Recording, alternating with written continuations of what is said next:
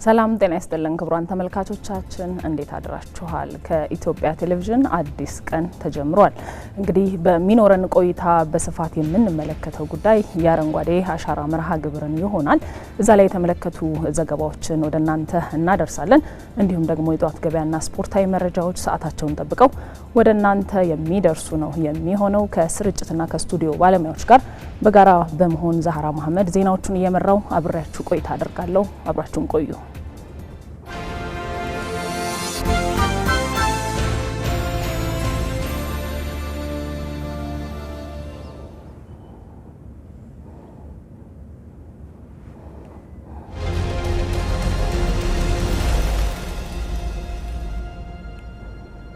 ተመልካቾቻችን ቀደም ሲል እንግዲህ እንደገለጽኩላችሁ በዋናነት በስፋት የምንመለከተው ጉዳይ የስምንተኛውን ዙር የአረንጓዴ አሻራ መርሃ ግብርን ይሆናል። በኢትዮጵያ ስምንተኛው ዙር የአረንጓዴ አሻራ መርሃ ግብር ተስፋን እንትከል በሚል መሪ ቃል በሰፊ የህዝብ ተሳትፎ ተካሂዷል። በተለይ በትላንትናው ዕለት ሰፊ ቁጥር ያለው ህዝብ በነቂስ በመውጣት ነው የችግኝ ተከላ ያካሄደው። በዚህም በክረምት ወቅት 8 ቢሊዮን ችግኞችን ለመትከልም ግብ የተጣለ ሲሆን ሐምሌ 27 2018 በተካሄደው የአንድ ጀንበር የዘመቻ ብቻ 805 ሚሊዮን ችግኞች ተተክለዋል። በመላው ሀገሪቱ በሚገኙ ከ170 በላይ የተለያዩ ስፍራዎች ሚሊዮኖች በጋራ በመውጣትም በአንድ ቀን 805 ሚሊዮን ችግኞችን መትከል ችለዋል። ለአካባቢ ጥበቃ ከሚሆኑ ደኖችም በተጨማሪ ለምግብ ዋስትና፣ ለውጭ ምንዛሬ ጠቀሜታ ያላቸው እንደ አቮካዶ፣ አፕል፣ ካካዋና ቡና ያሉ የፍራፍሬና ኢኮኖሚያዊ ጠቀሜታ ያላቸው ተክሎች ላይም ትኩረት ተደርጓል። ይህ ስምንተኛው ዙር መርሃ ግብርም ከ2011 ጀምሮ የተጀመረውን ሀገራዊ የ65 ቢሊዮን ችግኝ የመትከል የረጅም ጊዜ ራዕይን ይበልጥ እንዲጠበቅ አድርጎታል። ወደ ዘገባዎቻችን እናልፋለን። አብራችሁን ቆዩ። የቢሾፍቱ ከተማ የተፈጥሮ ያደላት ምቹ የአየር ንብረትና ለም አፈር በአግባቡ በመጠቀም በአረንጓዴ አሻራ መርሃ ግብር ሌሎች ከተሞች ዘላቂ የችግኝ መጋቢ መሆንን አስችሏታል። ከተማዋ ያከናወነችው የችግኝ ማፍላትና የመንከባከብ ስራም የአካባቢ ጥበቃውን ከማጠናከሩ ባሻገር ለበርካታ ወጣቶች ሰፊ የስራ ዕድል በመፍጠር ረገድ ከፍተኛ የኢኮኖሚ ትርፋት እያበረከተ ነው። ሰናይት ብርሃኔ በዚህ ጉዳይ ላይ ያዘጋጀችው አለ። ቢሾፍቱ በሰባቱ ሐይቆቿ በማራኪ አየሯና በመልክዓ ምድራዊ አቀማመጧ የምትመረጥ በተፈጥሮ ገጸ በረከት የተዋበች ከተማ ነች። በኢትዮጵያ ካለፉት 7 ዓመታት ወዲህ እየተከናወነ የሚገኘው አረንጓዴ አሻራ መርሃ ግብር ቢሾፍቱ የበለጠ ውበት እንድትጎናጸፍ እድልን ሰጥቷታል። የከተማዋ ነዋሪና አስተዳደር አረንጓዴ አሻራን በመተግበርም በግንባር ቀደምትነት እንድትጠቀስ እያደረጉ ነው። ያው እንደሚታወቀው ቢሾፍቱ በ2011 የአረንጓዴ አሻራ በደንብ የተጀመረው ከዛን ጊዜ ጀምሮ ለ7 ዓመት ብዙ ተክለናል። ይህንንም ስንል አጠቃላይ ወደ 40 ሚሊዮን በላይ ነው ችግኞቹ የተከል ነው። ደን ሽፋን ከድሮ ከነበረው እጥፍ ጨምሯል። ምቹ ለሰው ልጅ ኑሮ የምትወደድ ከተማ እንድትሆን አድርጎታል። እዛም ተርፎ ደግሞ ቢሾፍቱ የቱሪስት ማዕከል ከተማ ናትና ለዚህም ትልቅ አስተዋጽኦ ነው ያለው ማለት ነው። አረንጓዴ አሻራ መርሃ ግብር ለቢሾፍቱ ከተማ አዲስ ሕይወትን ዘርቷል። ከተማዋ ተፈጥሮ በሰጣት ምቹ የሙቀት መጠን በቂ የውሃ አማራጭና ለም አፈርን በመጠቀም ከፍተኛ የችግኝ ማፍላት አቅም መገንባት ችላለች። ዛሬ ቢሾፍቱ የራሷን መሬት በአረንጓዴ ከመሸፈን አልፋ ሌሎች ከተሞች ከፍተኛ መጠን ያለውን የሀገር በቀል የጥላና የፍራፍሬ ችግኞችን የምታቀርብ ዋና የችግኝ መጋቢ ከተማ ለመሆን በቅታለች። ቢሾፍቱ የማንኛውም ከተማ እንደ ሀገርም የችግኝ ምንጭ ናት። ለሁሉም ከተሞችም ችግኝ ከዚህ ለሁሉም ከተሞች የሚሰራጭበት ከተማ ናት። የተለያዩ ቫራይቲም ደግሞ የአየር ንብረትም ተስማሚ አየር ንብረት ነው ያላት። ማንኛውም ችግኝ አይነት እዚህ ይሆናል። ስለዚህ ችግኝ አምራች በሙሉ የተለያዩ ችግኞቹን እኛ ጋር ይገኛሉ ማለት ነው። ይህ የችግኝ ማፍላት እንቅስቃሴ አካባቢን ከማደስ ባሻገር ለሺዎች የስራና የህይወት በርን ከፍቷል። በተደራጁ ማህበራትና በግል የተሰማሩ በርካታ ወጣቶች ከአረንጓዴ አሻራ ቋሚ የገቢ ምንጭ አግኝተዋል። እንደ ከተማችን በሰፊው ሁሉም ሰው የሚሰራው አንዱ ችግኝ ነው። ትልቁ ገቢ ምንጭ ነው። ማንኛውም ቤቱ ደጃፉ ላይ ፕራክቲስ አድርጎ ወደ ገንዘቡ መቀየር የሚችላቸው ነገሮች አንዱ ችግኝ ነው። ስለዚህ በጥቃቅንና አነስተኛ ወደ 206 የሚሆኑ በማህበር ደረጃ አሉ። እንደዚሁም ደግሞ እነሱ ከስራቸው ከ10 እና 15 ሰራተኛ በላይ የሚኖራቸው ማለት ነው። እንዲሁም ባለ ሀብት አለ ከ50 60 ሰራተኛ የሚኖራቸው ደግሞ 8 የሚሆኑ ባለ ሀብቶች አሉ በችግኝ ስራ ላይ የሚሰሩ። እንደዚሁም ደግሞ በግለሰብም ደረጃ ደግሞ ወደ ጥቃቅንና አነስተኛ ከፍ ሳይል በግለሰብ ደረጃ በራሱ ቤትና በራሱ ደጅ ላይ በራሱ ቄ ላይ የሚሰራ ደግሞ እሱም ከ3 እስከ 5 ስራ እድል ፈጥሮ ደግሞ የሚሰራ የስራ እድል ፈጠራ ላይ ትልቅ አስተዋጽኦ ያላቸው ስራ ስፔሻሊ በችግኝ ዙሪያ በከፍተኛ ነው የምናየው ማለት ነው። የቢሾፍቱ ከተማ በአረንጓዴ አሻራ ያገኘችው ስኬት ተፈጥሮ የሰጣትን ጸጋ ከሰው ልጅ ጥረት ጋር በማቀናጀት ውጤት ማምጣት እንደሚቻል ማረጋገጫ ነው። ከተማዋ አካባቢዋን አስውባ አየሯን አድሳ ለሌሎች ከተሞች የችግኝ ምንጭ በመሆንና ለዜጎች ስራ በመፍጠር የአረንጓዴ ኢኮኖሚ ግንባታ ህያው ማሳያ ሆናለች። የዘንድሮ የአረንጓዴ አሻራ ማስጀመሪያ መርሃ ግብር በቢሾፍቱ እንዲጀመር ከተወሰነበት ዋነኛ ምክንያት አንዱ የቢሾፍቱ ከተማ የኮሪደር ስራ ብቻ ሳይሆን ዛፍ በመትከል አበባ በመትከል ችግኝ በማፍላት ለአዲስ አበባም ጭምር ትልቅ ግብዓት ስለሆነችና የዚህ ዓላማ ስኬት ለነበራችሁ አስተዋጽኦና ለነበራችሁ ድጋፍ ምስጋና ለማቅረብ ጭምር ነውና እንኳን ደስ ያላችሁ። የቢሾፍቱ የአረንጓዴ አሻራ ስኬት ሚስጥር ደግሞ የማህበረሰቡ ባለቤትነት ነው። ነዋሪው ችግኝ ከመትከል ጀምሮ እስከ እንክብካቤ ድረስ የሚያደርገው ተሳትፎ አረንጓዴ ልማቱን የዘወትር ባህልና የዕለት ተዕለት ህይወት አካል እንዲሆን አድርጎታል። ከተማዋን የበለጠ አረንጓዴና ለኑሮ ምቹ የማድረግ ስራ አሁንም ተጠናክሮ ቀጥሏል።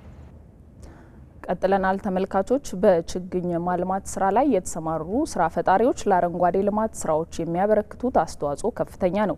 ለህብረተሰቡ ችግኝን በቀላሉ ከማቅረባቸውም በላይ ለሌሎች ልማቶች መነሻ ሆኗቸዋል።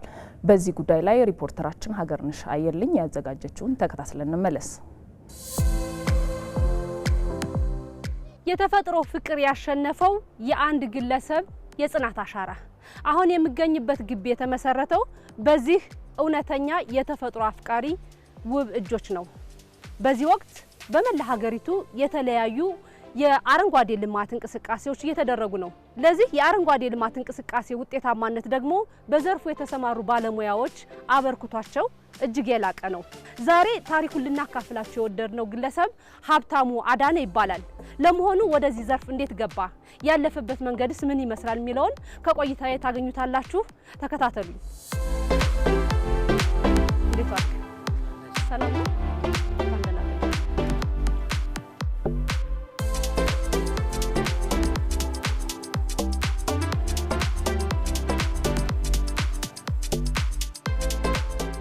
ይሄ ሙያ ከ35 ዓመት በላይ ከዛ በላይ ነውና ሰፈራችን አንድ አቶ ኩምሳ ሳይሆን የሚባሉ ሰው ነበሩ። እሳቸው በዛን ጊዜ ኮሽም፣ ጽድ፣ ባህር ዛፍ አገር በቀል ነገሮችን ሲተክሉ ያየን እኛም ከሳቸው ለምደን መስራት ጀመር። ከዛ ወቅታዊ ነበር። ክረምት እንሰራለን፣ ለትምህርት ቤታችን ደብተር እስክሪብቶ ወርሳችን እንገባለን። በዛ የለመድን እያለ ደግሞ አቶ ስባቱ ገብረ ኢየሱስ የብሔር ጽጌ ባለቤት እዛኛ ሰፈር አጋጣሚ ደግሞ ከአምባሳደር ተነስተው መጡ። እሳቸው ጋር ደግሞ የአበቦችን የዛፎችን አጠቃላይ ደግሞ መሰረታዊ ነገሮችን ከሰው አገኘን። የሙያው ፍቅር ትልቅ ነገር ነውና ያልከው የትንሽነት እድሜ የህፃንነት እድሜ ዘር እዚህ ደርሷል ማለት እንችላለን። መንገዱስ ምን ይመስል ነበር? መንገዱ ጣፋጭና አድካሚ ነው።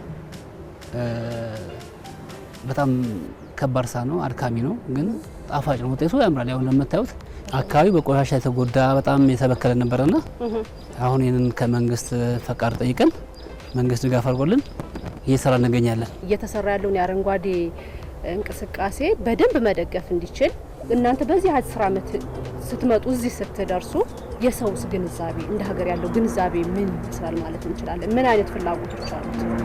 አሁን ጥሩ ነው የሰው ግንዛቤ ችግር ያለው በቃ የመንግስት ቅስቀሳ ስላለ በጣም ጥሩ ተቀባይነት አለው። አሁን ሰው ይወስዳል፣ ይተክላል። እንደውም በጣም እየለመደን ያለው በጣም ቆንጆ ያለው የተወሰደው ችግኝ ውጤታማ እንዲሆን ጽድቀቱ የተረጋገጠ እንዲሆን ማደግ ስላለበት ከወጣ ጋር ከናንተ እንደ ባለቤት የምትሰጡት ሙያ ድጋፍ ይኖራል። ግለሰብ ይሁን ኤምባሲዎች የተለያዩ ቦታዎች ላይ የራሳችን ባለሙያዎች አሉ። እኛ ክትትል እናደርጋለን። አትክልቶቹ ሲታመሙም መድኃኒት ይሰጣቸዋል። ኮምፖስት በየጊዜው ይሰጣቸዋል። 6 ወር ጠብቆ እንደማየው ግቢው ትልቅ ነው። ብዙ ነገሮች እንደያዘ በደንብ ያስታውቃል። እንደው ምን ያለው እዚህ ግቢ አሁን ለምታዩ በጣም ሰፊ ነው።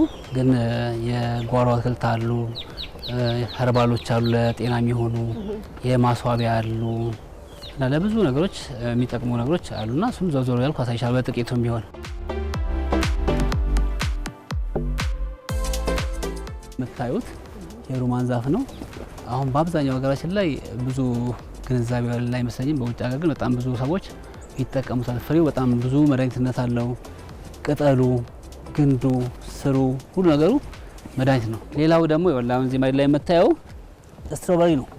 እቺ ቀጭኗ ትንሿ በጣም ጣፋጭ ኬክ ውስጥም ትገባለች እና በጣም ጣፋጭ ነች።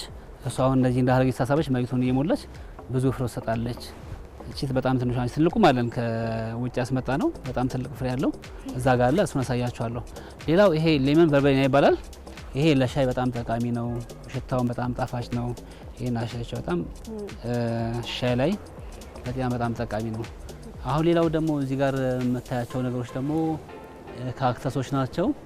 እንደዚህ የምታያቸው የካክተስ ቤተሰብ ናቸው ሙሉ ለሙሉ ለሮክ ጋርደን፣ ምክንያቱም ለማስዋቢያ ናቸው። እነዚህ ያው ሾካማ ናቸው ግን ለማስዋቢያ ናቸው። እነዚህ ደግሞ የዋና ቦታ እንደገና ውሃ አካባቢ ላይ የሚተከሉ ናቸው። እነዚህም በጣም ብዙ ሀገር በቀል ዛፎች አሉን። አሁን ለምሳሌ እዛ ጋር ዋንዛ አለን፣ እዚህ ጋር ደግሞ ብሳና አለን። በጣም ትልቅ ዛፍ ነው እንደምታየው። ዞር ዞር ብለን እያየን ነበር። ከዚህ ከግራዊ በኩል ደግሞ ንቦች ይታዩኛል እና የተፈጥሮ ትስስር እንዴት ነው የሚገለጸው? አሁን እንደምታየው ዛፎች አሉ፣ በጣም ብዙ አበቦች፣ እጽዋቶች አሉ። ይሄ ለንቦቹ የምግብ ዋስትና ነው። ንቦቹ ደግሞ ዛፎችን በማዳቀል የተሻለ ዘር የተሻለ ተፈጥሮን ሚዛን እንዲጠብቅ የሚያደርጉ በጣም ትልቅ እንስሳዎች ናቸው። ንቦች በጣም ትልቅ ተአምር የሚሰሩ ናቸውና ተያያዥ ናቸው። በዚህ ሙያ የተሰማራችሁ ባለሙያዎች እንደ ሀገር እየተሰራበት ላለው የአረንጓዴ ልማት እንቅስቃሴ አስተዋጽኦአችሁ ምንድነው? እስከምን ድረስ ለመሄድስ ዝግጁ ናችሁ? በእኛ በኩል ያው መተንበታል። ቀላል የሚባል አመት አይደለም የመጣ ነው። በጣም ብዙ ተክለናል፣ በጣም ብዙ አልመተናል። አሁንም ደግሞ ያው ሙያችን ነው። ከዚህ ውጭ ወጥተን መስራት አንችልም። በቃ ውስጥ ያው መሰለኝ ደሜ ውስጥ ተቀላቅሏል። ይሄ ሙያ በጣም ወደው በጣም አከብረው። ትልቁ ነገር ምንድነው በቀሪ ህይወቴ እንደው ታናናሾቹን ትንሾቹን በማሰልጠን ለሀገራቸው ብቁ ለማድረግ እኔ ጋር በጣም ብዙ እውቀት አለ፣ ጓደኞቼን ጋር አለ። ያ ሲቀናጅ ሁሉም ሰው እውቀት ያለው መጥቶ እዚህ ይሰጣል። የኛን ሙቀት ይዞ ይሄዳል ማለት ነው። በግቢ ደስ የሚል ጊዜ አሳልፍ ያለው ለነበረን ጊዜ እጅግ በጣም ነው ማመሰግነው። ተመልካቾች በስፍራው ያደረኩት ቅኝት ይህንን ይመስል ነበር። ዞር ዞር ብለን እንደተመለከት ነው እጅግ አይንን የሚስብና ደስ የሚል መልክዓ ምድር ያለበት ግቢ ነው። ምልከታዬ ይህንን ይመስላል።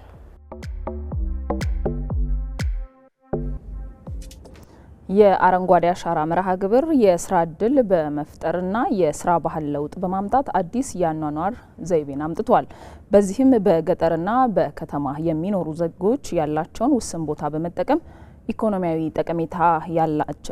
ተጠቃሚነታቸውን እንዲያረጋግጡም አድርጓል።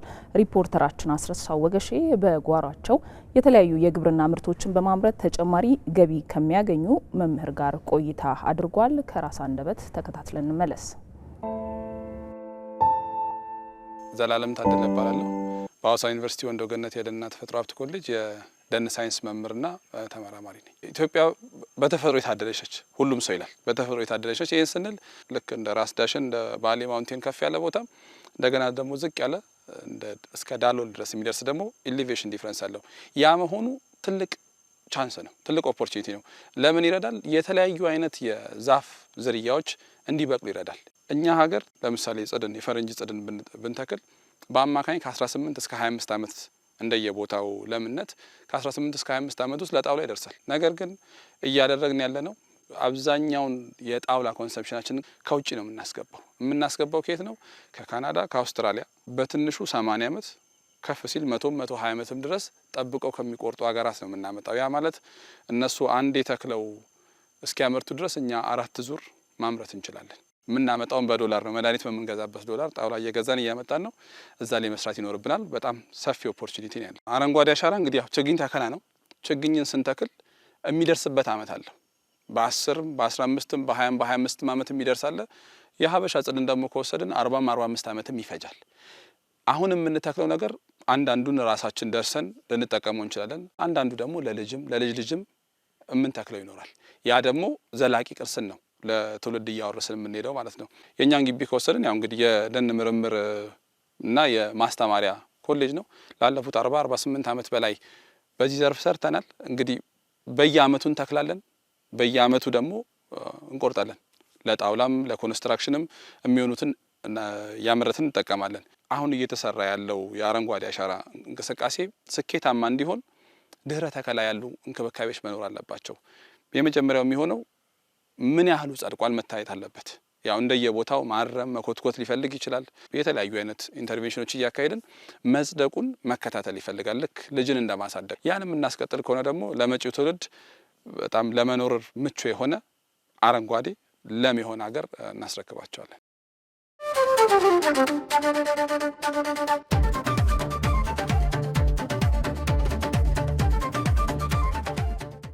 ኢትዮጵያ መበልጸግ አለባት፣ መብላት አለባት፣ መለወጥ አለባት፣ ማደግ አለባት፣ መሰልጠን አለባት የሚል ምኞት፣ ህልም፣ መሻት ብዙ ኢትዮጵያውያን አላቸው። እንደዚህ ያለው ትላልቁ ህልም ሊሳካ የሚችለው አስተማማኝ መሰረት ከተጣለ ብቻ ነው። በኢኮሎጂ መሰረት ማለት አፈርን መጠበቅ፣ ውሃን መጠበቅ፣ ተራራን መጠበቅ ሲቻል ነው። ከህግ አንጻር መሰረት መጣል ማለት ህዝብ ተወያይቶ የጋራ የሆነ አሳታፊ የሆነ አስተማማኝ ህግ ማስቀመጥ ሲችል ነው። እነዚህ ፋውንዴሽንስ ሳይጣሉ እዚህ ላይ የሚገነባው ማንኛውም ግንብ በማንኛውም አጋጣሚ ፈራሽ ሊሆን ይችላል። አሁን እየሰራን ያለው ለልጆቻችን ነው። ተስፋ ነው የምንተክለው፣ ነገን ነው የምንተክለው፣ ኢትዮጵያን ነው የምናለብሰው። ይህ ደግሞ የሚሆነው በትብብር ነው። መላው ኢትዮጵያ ህዝብ ወጥቶ በሚያደርገው ጥረት ነው። የአረንጓዴ አሻራ ከተጀመረ ጀምሮ በርካታ አካባቢዎች ወትሮ ከነበሩበት መራቆት ተለውጠው ለአይን የሚያሳሱ ሆነዋል። ሜሮን በረዳ በዚህ ጉዳይ ላይ ያዘጋጀችዋል።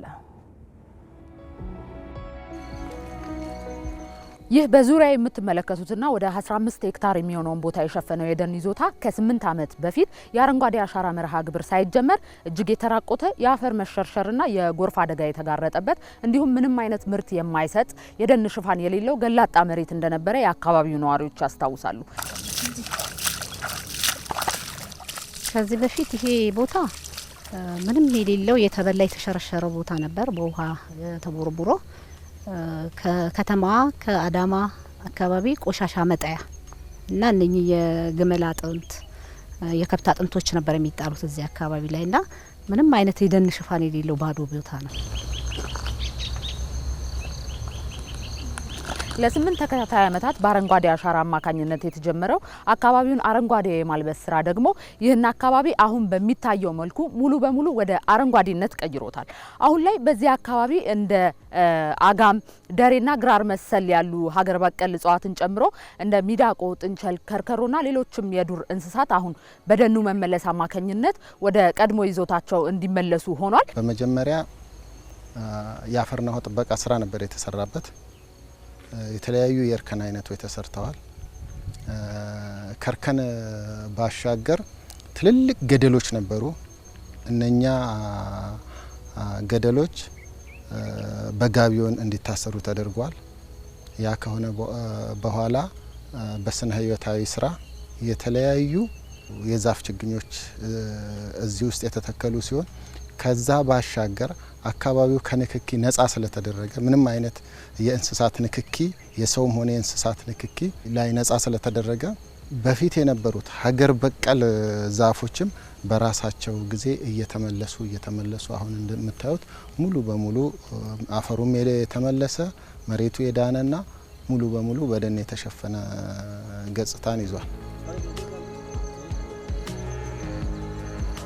ከዚህ በተጨማሪ የዚህን አካባቢ ስነ ምህዳር ወደ ቀድሞ ቦታው መመለስ ለአካባቢው ነዋሪዎች የገቢ ምንጭም መሆን ችሏል። የአካባቢው ነዋሪዎች በስነ ምህዳሩ መመለስ አማካኝነት በዚህ አካባቢ የሰፈሩትን ንቦችን በመጠቀም በንብ ማነብ እንዲሁም ከሳር ሽያጭ ጥሩ ገቢን እያገኙ ይገኛሉ። ሳር እናጭዳለን። ሸንበሬት በሰዓት ጠብቀን ነው ሳይባክንበት እናጭዳለን። ሳሩን በከብት ደርቆሽ እንሸጣለን። ሸንበሬቱን ደግሞ ለቤት ለሚሰራ ምናምን ሰው ይገዛና ከዛ ደግሞ እንደዚህ ሲታይ ደግሞ ደረቅ እንጨቶችን ከውስን ቆርጠን ሸጠን ያው ወደ ማህበራችን እንትናለን ገቢ እናስገባለን ማለት ነው። አሁን ደግሞ ንብ ደግሞ አስገብተናል። ከንብ አበባ ስለሚፈልግ የንብ ቀፎ እዛ ጋር አለ። ከንብ ብዙ ጥቅም አግኝተናል። ቦታው ለኢኮ ቱሪዝም በጣም ምቹ ነው። አንዳንድ ለዛ የሚሆኑ ነገሮችም ተሟልተውላቸዋል። በቀጣይ ደግሞ እዚህ አካባቢ የመዝናኛ ቦታን በመመስረት ከዛ ገቢ እንዲያገኙ በቀጣይ የሚሰራ ይሆናል።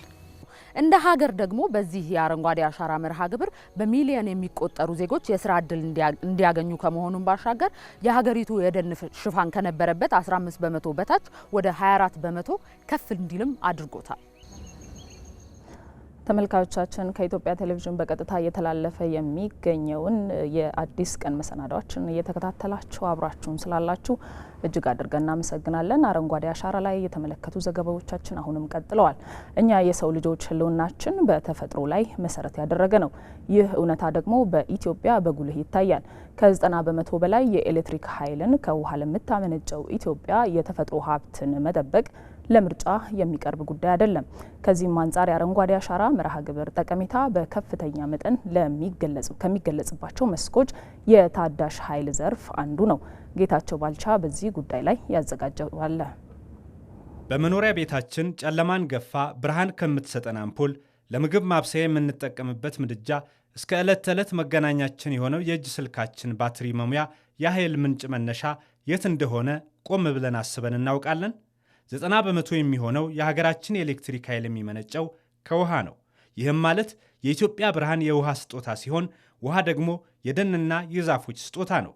ዝናብ ከሰማይ ወርዶ መሬቱን አረስርሶ ወደ መሬት ዘልቆ በመግባት የከርሰ ምድር ውሃን የሚያበለጽገው በገጸ ምድር የሚፈሱ ወንዞችን የሚያጎለብተው በምድሪቱ ላይ ባለው የደን ሽፋን ልክ ነው። ዛፎች ደመናን ጠርተው ዝናብን አዝንበው የኢትዮጵያን ኃይል ማመንጫ ተርባይኖች ያንቀሳቅሳሉ።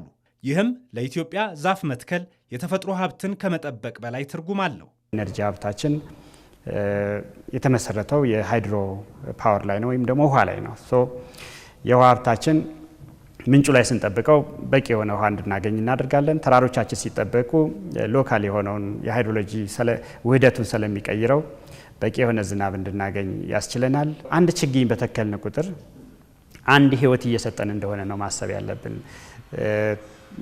ተፈጥሮ ምቹ የሆነች በሄደች ቁጥር በዛ ልክ ከወለዷ ተጠቃሚ እንድንሆን ነው የሚያደርገንና የተፈጥሮ ወለድ ብለን ከምንለው አንዱ የውሃ ሀብት ነው። ኢትዮጵያ በ2011 ክረምት በአረንጓዴ አሻራ አንድ በላይ የጀመረችው የችግኝ ተከላ አሁን ላይ 48 ቢሊዮን በላይ ደርሷል። እነዚህ ችግኞች አድገው ዛፍ እየሆኑም ነው። የዝናብ መጠን እንዲጨምር በማድረጋቸውም የኃይል ማመንጫ ግድቦች የሚይዙት የውሃ መጠን ከፍ እንዲል እያደረገ ነው። ይህም አረንጓዴ አሻራ ለኢትዮጵያ ታዳሽ ኃይል ልማት ያለውን ትልቅ ጠቀሜታ አጉልቶ ያሳያል። ከፍታማ አካባቢ ላይ ወይም ተራራዎች አካባቢ ላይ የምንሰራው የደን ልማት ስራዎች ከግርጌ ላይ ያሉ ምንጮች እንዲጎለብቱ፣ የከርሰ ምድር ውሃ ሀብታችን እየጨመረ እንዲመጣ፣ ወንዞቻችን ተመጣጣኝ የሆነ ፍሰት ዓመቱ ሙሉ እንዲኖራቸው ያደርጋል። ይሄ በቅርብም ባደረግናቸው አንዳንድ የአሰስመንት ስራዎች ወንዞቻችን ላይ ምን ያህል ለውጥ እያመጣ እንደሆነ ማየት ተችሏል። በተጨባጭ የአረንጓዴ አሻራ ተግባራችን በውሃ ሀብቱ ላይ በሁሉም ዘርፍ በከርሰ ምድርም በገጸ ምድርም በግድቦቻችን ላይ በምንይዛቸው ውሃም በሀይቆቻችን ላይ ባለው ውሃም ላይ እያመጣ ያለውን ውጤት በተጨባጭ ማየት ተችሏል። ዛፎች ዝናብ አዝንበው የሁላችንም ኩራት የሆነውን እንደ ታላቁ ህዳሴ ግድብ ያሉ የኃይል ማመንጫ ግድቦች ውሃ እንዲሞሉ ከማድረግ በተጨማሪ የአፈር መሸርሸርን ተከላክለው በደለል እንዳይሞሉም ይጠብቋቸዋል። ቢሊዮኖች የወጣባቸው እነዚህ መሰረተ ልማቶች ዓመታትን ተሻግረው አገልግሎት እንዲሰጡም ያደርጋሉ። ኮሌክቲቭሊ እንደ አንድ ሰው ሳይሆን ተደምረን በተሰባሰበ ኢትዮጵያዊነት ስሜት የሆነ ሀብት ለነገ ኢንቨስት የማድረጉ ልምምድ ከዚህ ቀደም እምብዛም ያልነበረ በመሆኑ አሁን ይህን ጉዳይ ካስቀጠል ነው ለልጆቻችን ምን ሊያመጣ እንደሚችል በቀላሉ መገመት ይቻላል። ግድብ ስንገድብ ውሃ ስንይዝ የግሪን ሌጋሲው ስራ ባይሰራ ኖሮ ሌላ ኪሳራ አለበት። በቂ ዝናብ አናገኝም። ውሃው ሲሄድ በከፍተኛ ደረጃ አፈር ይሸረሸራል። ይህ በጣም ጎርጅ የበዛበት ቀጠና ነው። ከግሪን ሌጋሲው ጋር ተያይዞ በቢሊየንስ የተከል ነው በዚህ በተፋሰስ ቀጠና ላይ እሱም በከፍተኛ ደረጃ ውሃው እየጨመረ ግን ደግሞ አፈር ደለል እየሞላ እንዳይሄድ ያደርጋል። ያ ኢንቨስትመንታችን ደግሞ ግድባችን እንዲከላከል ያደርጋል። የደን ሀብትን ማሳደግ፣ የውሃ ምንጮችን መጠበቅና አፈርን ከመሸርሸር መከላከል የሀገራችንን የኃይል ዋስትና የሚያጠናክሩ መሰረታዊ ስራዎች ናቸው። በአረንጓዴ አሻራ የተመዘገበው ስኬትም የዚህን እውነታ በግልጽ ያሳያል። በቢሊዮኖች የሚቆጠሩ ችግኞች ዛሬ እያደጉ ደን እየሆኑ ነው። ይህም የተፈጥሮ ሀብትን ከመጠበቅ ባሻገር ለሀገሪቱ የኢኮኖሚ እድገት፣ ለኃይል ልማትና ለዘላቂ እድገት የሚደረግ የረጅም ጊዜ መዋለ ንዋይ መሆኑን ያረጋግጣል። አረንጓዴ አሻራ ለአካባቢ ጥበቃ ብቻ የሚከወን አይደለም። የሀገር ልማትን፣ የኤነርጂ ደህንነትንና የትውልድ ተስፋን በአንድ የሚያገናኝ ብሔራዊ እንቅስቃሴ ነው። ዛሬ የምናደርገው ትንሽ ተሳትፎ ነገ የበለጠ ብሩህና ዘላቂ ልማትን ያረጋገጠች ኢትዮጵያ ለመገንባት መሰረት ይሆናል። ይህ ነው የአረንጓዴ አሻራ እውነተኛ ትርጉም። ተፈጥሮን በመጠበቅ የሀገርን የኃይል አቅም ማጠናከር፣ ለትውልድ የሚተርፍ ልማትንም ማረጋገጥ።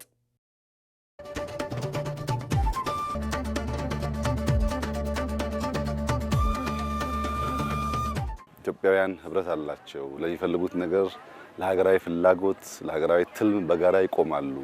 በረባ ባረባው ኢትዮጵያን መተንኮስ አያዋጣም። ተስማምተን ተግባብተን ብንሰራ ይሻላል። አባቶቻቸውም አስቸጋሪዎች በእጅም አይሉ የማይገዙ ናቸው። የአሁኖቹ ህብረታቸው ከፍተኛ ነው። ፍላጎት አላቸው። ጨክነዋል ለመበልጸግ፣ ለመለወጥ፣ ለማደግ። ያ ነበር የሚባለውን ሲቪላይዜሽን አልቀው ለማምጣት እየተጉ ያሉት የሚለው መልእክት ስለሚያስተላልፍ አድካሚ ሊሆን ይችላል፣ ግን ሳንደክም በገባነው ቃል መሰረት መትከል አለብን። ቃልን እንደማክበር፣ ቃልን እንደመፈጸም፣ የተናገሩትን ነገር ሳያንጠባጥቡ እንደመከወን አኩሪ ተግባር የለምና ኢትዮጵያውያን በሚያስደምም ተስፋ ላይ ነው ያለነው። ኢኮኖሚያችን በመልካም ስራ ላይ ነው ያለው። እያበበን ያለው እየለማን ያለነው። ለውጦች አሉ። ከተሞቻችን የተቀየሩ ነው ያሉት። ግን መሰረት ካልጣል ያ ሁሉ ዋጋ የለውም። በአረንጓዴ አሻራ የተተከሉ ችግኞች የአካባቢን ስነ ምህዳር ከማስተካከል ባለፈ ለአርሶ አደሩ የገቢ ምንጭ እየሆኑ ነው። በቃሉ ወረዳ አርሶ አደሮች የፍራፍሬ ችግኞችን በመትከል ወደ ጥምር ግብርና እየተሸጋገሩ ነው። አርሶ አደሮቹ ከፍራፍሬ የሚያገኙት ምርት ከቤተሰብ ፍጆታ ባለፈ ለገበያ በማቅረብ ከፍተኛ ገቢም እያገኙበት ነው። አህመድ መሐመድ ጋር ቆይታ አድርጎ ባየ ተከታዩን ዘገባ አዘጋጅቶልናል። በዚህ በደቡብ ወሎ ዞን ቃሉ ወረዳ 019 ቀበሌ የአካባቢው ህብረተሰብ በግብርና ስራ ይተዳደራል። ነገር ግን የመሬት አቀማመጡ ዳገታማ፣ የአፈር ለምነቱም እዚህ ገባ የሚባል ባለመሆኑ ከሰብል ምርት የሚያገኙት ገቢ እዚህ ገባ የሚባል አልነበረም። ባለፉት ዓመታት በአረንጓዴ አሻራ መርሃ ግብር የተለያዩ የፍራፍሬ አትክልቶችን በመትከላቸው ግን የአካባቢው ስነ ምህዳር እየተቀየረ የምግብ ዋስትናቸውም እየተሻሻለ ከዚህ የሚያገኙት ገቢም እየጨመረ መጥቷል። አሁን በአርሶ አደር አህመድ ማሳ ነው የምንገኘው። ባለፉት ዓመታት ተሞክሮ ምን ይመስላል፣ ከዛ ባለፈ ደግሞ የሚያገኙ ጥቅምስ እንዴት ነው ስንል እንጠይቀዋለን። አህመድ እንዴት ነህ? ሰላም ነው። ሰላም ነህ? እንዴት ነህ? እንዴት አለ? አማን ነው። እርሻ ማሳ ላይ ነው ያገኘው። አዎ። የፍራፍሬዎችን እየተንከባከብክ ነው የምትገኘው። ባለፉት ዓመታት የነበረ ልምድ ምን ይመስላል? መቼ ነው የጀመርከው ይህን ስራ? ይህን ያው ቅርብ ወቅት ነው የጀመርነው። ባለፈው ዓመታት ተዝቀደም ብሎ ያለው ሰብል ማሽላ የ9 ወር እህል ነበር የምንዘራው። ያ አሁን ከዚህ ከምታየው ማሳ ተሰብስቦ 2 ኩንታል እንዲያው ግፋቢል ጥሩ ያዘ ተብሎ 3 ኩንታል ያ ነበር። ዝግባ አይባልም። አሁን ግን የፍራፍሬ ምርቱ በጣም ጥሩ ነው። በጣም እሰየ ነው።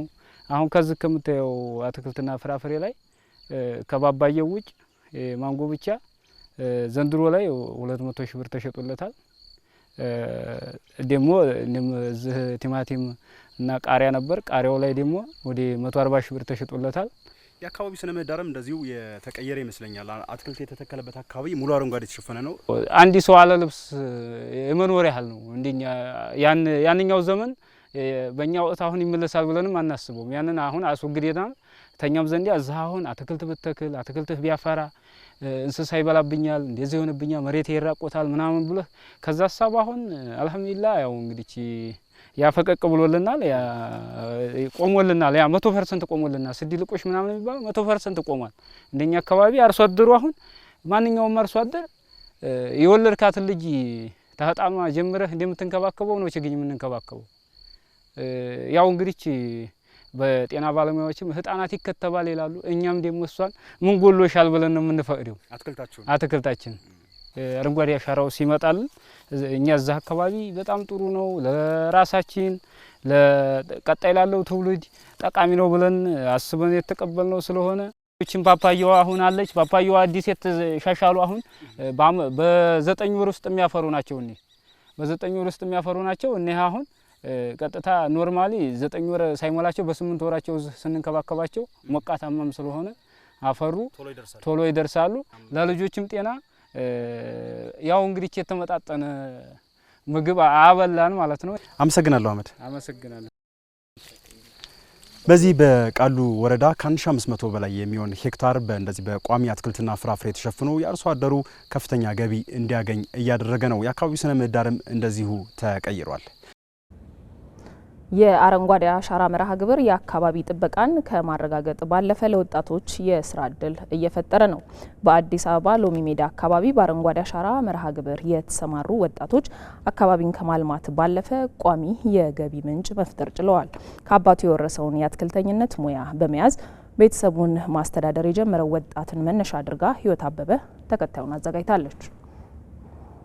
ወላጅ አባቱ አትክልተኛ የነበሩት ወጣት ደገፉ ይላባ ገና በልጅነቱ ነበር ከአረንጓዴው ተፈጥሮ ጋር የማይበጠስ ጠንካራ ቁርኝት የፈጠረው። ለእርሱ አትክልትና ችግኞች ተክሎች ብቻ አልነበሩ። የቤተሰቡ የህይወት መሰረት የአባቱ የላብ ውጤትና የነገ ተስፋዎቹ ነበሩ። ደገፉ የሁለተኛ ደረጃ ትምህርት ቤት ተማሪ እያለ በትምህርት ቤቱ ግቢ ውስጥ የጸደቁ አረንጓዴ ችግኞች ተነቅለው ሲጣሉ ተመለከተ። ያን ቀን የተሰማው ህመም ቀላል አልነበረም። ያ የልጅነት እንባው ግን ለተፈጥሮ የነበረውን ጥልቅ ፍቅርና ቁርኝት ያሳየበት አጋጣሚ ሆኖ ዘለቀ። እኔ አባቴ አትክልተኛ ነው። መጀመሪያ በሱ ተሞክሮ ወስጄ ነው እየሰራው ያለው። ትምህርት ቤት እያለን አትክልተኛ ነበርና የሆነ እንትን ዋናው የግቢ ማናጅመንቱ ልጆቹ መጥተው ችግኝ ቀንስ ሰነጠቁ እንዳለ አበባው ልክ እንደዚህ ሰንጠቀው አለቀስኩ። እውነት ግልጽ አማርኛ ባራ ለምን ግን ችግኙ ለግቢው ውበት ለአካባቢው ውበት ለሁሉም ነገር ችግኝ ነው የሚሻለው። ችግኝ ያለበት ችግኝ ካደገ በኋላ ዝናቡ ይዘንባል። ችግኝ ያለበት እርጥበት ይስባል እና ችግኝ በጣም ደስ ይላል። ለዛ ጊዜያት አለፉ። በኢትዮጵያ የተጀመረው ሀገራዊ የአረንጓዴ አሻራ መርሃ ግብር የደገፉን አዲስ የህይወት ምዕራፍ የሚከፍት ወርቃማ እድል ይዞለት መጣ። በአረንጓዴ አሻራ መርሃ ግብር አማካኝነት በተፈጠረለት የስራ እድል ደገፉ እንደገና ከሚወደው የአፈርና የችግኝ ህይወት ጋር ዳግም ተገናኘ። እዚህ አካባቢ በጣም ደረቅ ነው፣ ኳስ ሜዳ ነው። መጀመሪያ ኳስን ልጆቹ ይጫወታሉ። መንግስት ደግሞ ይሄን ጥሩ ነገር ችግኝና የሰው ህይወት አንድ ነው። ባይዘዋይ ችግኝ ሲኖር ነው የሰው ልጅ የሚኖረው። ችግኝ ሲኖር ነው ዝናብ የሚዘንበው። ችግኝ ከሌለ ሁሉም ቦታ ደረቅ ነው። ስለዚህ ይሄ ቦታ በጣም ቆፍረን ለምልመን እንደው ሳር ነው የተከለን። መጀመሪያ ይሄ ሳር በሰው እጅ ነው የተተከለው። እንደዚህ የሆነውና አፈር መጥቶ በማኪና መጥቶ ውሃ እየጠጣን ለችግኝ ተብሎ ነው እንደዚህ የሆነው። አንዳንዴ ድንች እንተክላለን። በዚሁ እነሱ በሰጡት አካባቢ ቦታ ድንች እንተክላለን። አፍካቶ የሚደረሰ አለ እሱ ጋር እንሰራለን። ድንች ቆፍረን እንበላለን። እዛ ኮባም አለ እንሰት እሱም እንተክላለን። ቦታ ስን አሙዳች ብትዩ ኮባፍቶም አለ። ከሁሉም በላይ ግን የደገፉ ታሪክ ለብዙ ወጣቶች ትልቅ ተስፋና ማነቃቂያ ሆኗል። ወጣቶች ተፈጥሮን መንከባከብ የሀገርን ተስፋ ማለምለም እንደሆነ በማመን አካባቢያቸውን እያለሙም ይገኛሉ። ከአንድ 4 ምናምን ተክለናል። ሰሞኑም እዚሁ ወረዳ ላይ ትሩሰል የተባለ የእጽዋት ችግኝ ተክለናል። ለእንስሳቶች ለከብቶች መኖ የሚያገለግል ማለት ነው። ወጣቶች በሀገር ልማት፣ እድገት፣ ሰላም ግንባር ቀደም መሆን አለባቸው ብዬ ነው የማምነው። ምክንያቱም ወጣቶች ለሀገር ኩራት ናቸው፣ ለሀገር ደጀን ናቸው። ለሀገር እድገት ትልቅ አስተዋጽኦ ማበርከት አለባቸው ብዬ አምናለሁ። በተለይ ደግሞ እንደዚህ አይነት ለሀገር ተራፊ ለትውልድ ጠቃሚ በሚሆኑ የሀገራዊ የልማት ተሳትፎዎች ላይ በደንብ የራሳቸውን አስተዋጽኦ ማበርከት አለባቸው ብዬ አምናለሁ። እጅግ በጣም አሪፍ ከመጀመሪያ ዝግጅት የተደረገበት ከአንድ ወር በላይ ነው ዝግጅት ሲደረግ የነበረው። እኛ እንከባከባለን እንደ ማህበርም ግዴታችንም ነው እየተንከባከብን ለዚህ ደርሰናል። ዛሬም ደግሞ አዲስ ችግኝ ለመንከባከብ ተረከበናል። በዚህን ጊዜ ፀሐይ በበዛበት ሰዓት እነዚህ ችግኞች ምናርፈባቸው ምንከለልባቸው አቮካዶዎች ፍራፍሬዎችም አሉ። ፍራፍሬዎቹም ለምግብነት የሚጠቅሙ ናቸው። ማንም መጥቶ የሚመገበው ምግብ ነው።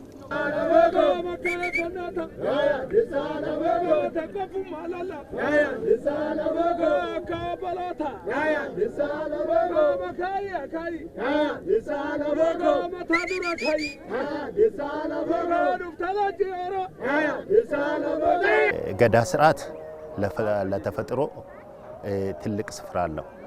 እንጨት ዝም ብሎ አይቆረጥም። ለእንጨት ጥበቃ ያደርጋል። አሁን እኛም ደግሞ ጥበቃ ብቻ ሳይሆን ተክሌንም ለማሳየት ነው። አምናም ተክያለሁ እዚህ ቦታ ላይ ዘንድሮም እንደ አጋጣሚ ሆኖ ደግሞ በጣም ደስ የሚል አርቲስቶች፣ ፎሌዎች፣ አደሲንቄዎች፣ አባገዳዎች ሁሉም በተገኙበት ነው የተከልነውና መትከል ብቻ ሳይሆን ለፎሌዎችም ደግሞ እንዲያንከባክቡ አደራ ሰጥተናል እንደ አባገዳዎች። የደገፉ ታሪክ የአንድ ግለሰብ የህይወት ስኬት ብቻ አይደለም። ይልቁንም ተፈጥሮ መውደድ፣ የቤተሰብን እሴት ማስቀጠል፣ የሀገራችንን ወጣቶች ለተሻለ ስራ ማነሳሳትና የአረንጓዴ አሻራ ፕሮግራም የዜጎች ህይወት በመቀየር ረገድ እያበረከተ ያለው አስተዋጽኦ የታየበት አነቃቂ ህያው ምስክር ነው።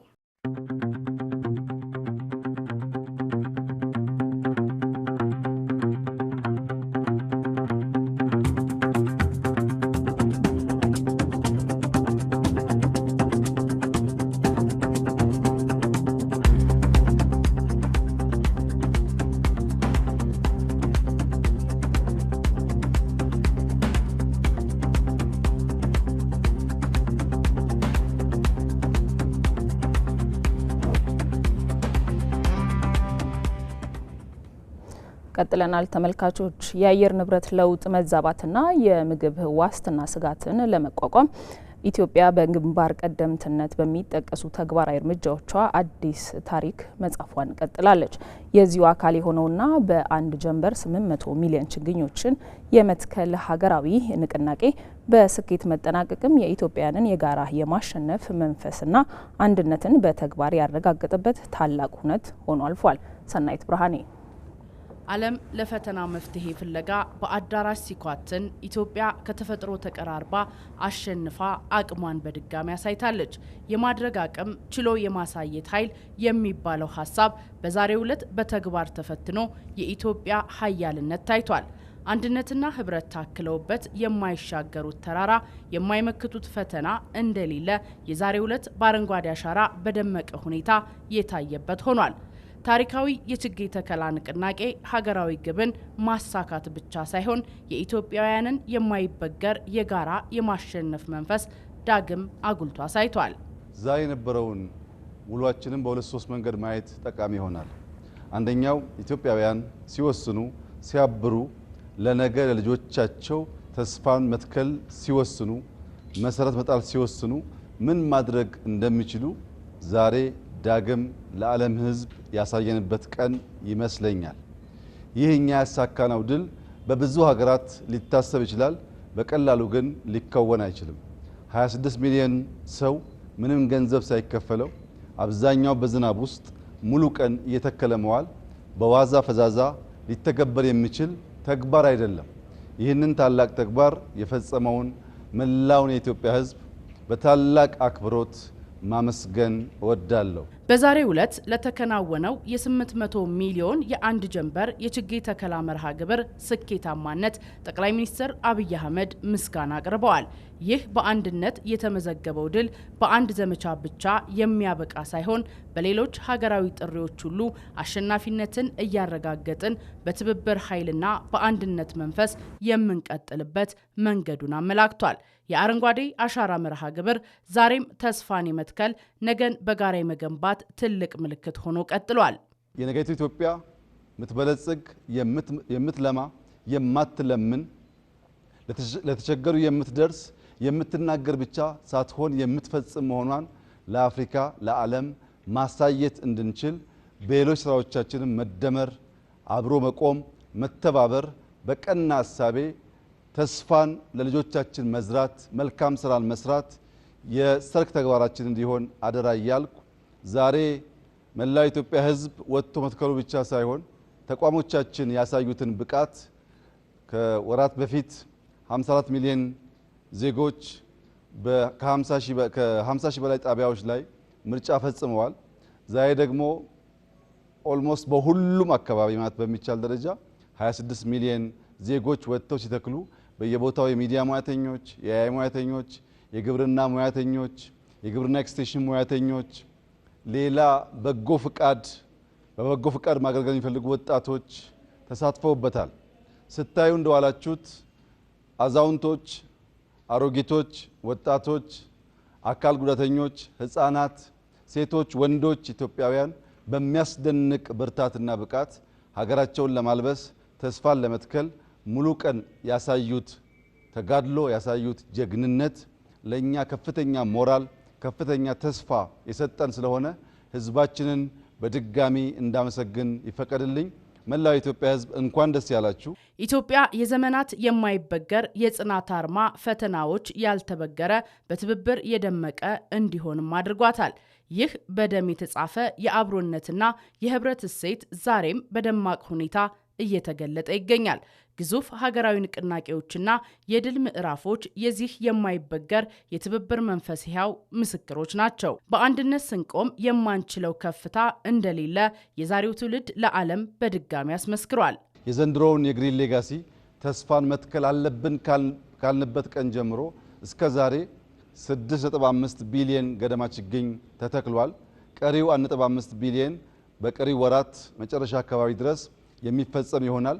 በአንድ ቀን 800 ሚሊዮን ችግኝ በመትከል ኢትዮጵያ ሪከርድ የሰበረችና ማድረግ መቻሏን ደጋግማ ያሳየችበት ዕለት ስለሆነ በዚህ ስራ ውስጥ የተሳተፋችሁ ችግኝ ያዘጋጃችሁ፣ ጉድጓድ የቆፈራችሁ፣ ጂኦሎኬሽን ቴክኒካል ሰፖርት ያደረጋችሁ፣ ሪፖርት ያደረጋችሁ፣ የተከላችሁ ሁሉም ዜጎች ለነበራችሁ አስተዋጽኦ ከልብ የመነጨ ምስጋና እያቀረብኩ እንኳን ደስ ያላችሁ እንኳን ደስ ያለን ማለት ፈልጋለሁ። እጅግ አድርጌ አመሰግናለሁ። የዛሬው ስኬት እንደ ቀላል በሚሊዮኖች በሚቆጠር ቁጥር ብቻ የሚለካ አይደለም። የተተከሉ ችግኞች ዛሬ ላይ የቁጥር ማሳያ ብቻ ሳይሆኑ ነገ የሚረከበው ትውልድ ሕይወትን ለመታደግ የተራቆቱ መሬቶቻችን መልሶ ለማልማትና የተፈጥሮ ጸጋዎቻችንን ለቀጣይ ዘመናት ለማሻገር የተተከሉ የብሩህ ተስፋ አርማዎቻችን ናቸው። መሬቱን ማልማት ብቻ ሳይሆን የዜጎችን አብሮነት፣ የሥነ ምህዳር ጽናትና የነገን ትውልድ ደህንነት በአንድ ላይ በመገንባቱ የተነሳ ይህ ውጤት በቁጥር ሊተመን የማይችል የዘላቂ ልማት ድል ነው። ትላንት ለሀገር ነጻነትና ሉዓላዊነት የቆሙት ኢትዮጵያውያን ዛሬ ደግሞ ፊታቸውን ወደ ልማትና ተፈጥሮን ወደ ማዳን ተልዕኮ አሻግረዋል። ለሀገራዊ ጥሪ ፊታቸውን አዙሮ የማያውቁት ኢትዮጵያውያን በአረንጓዴ አሻራ መርሃ ግብር ታሪክን እንደ አዲስ እየከተቡ ይገኛሉ።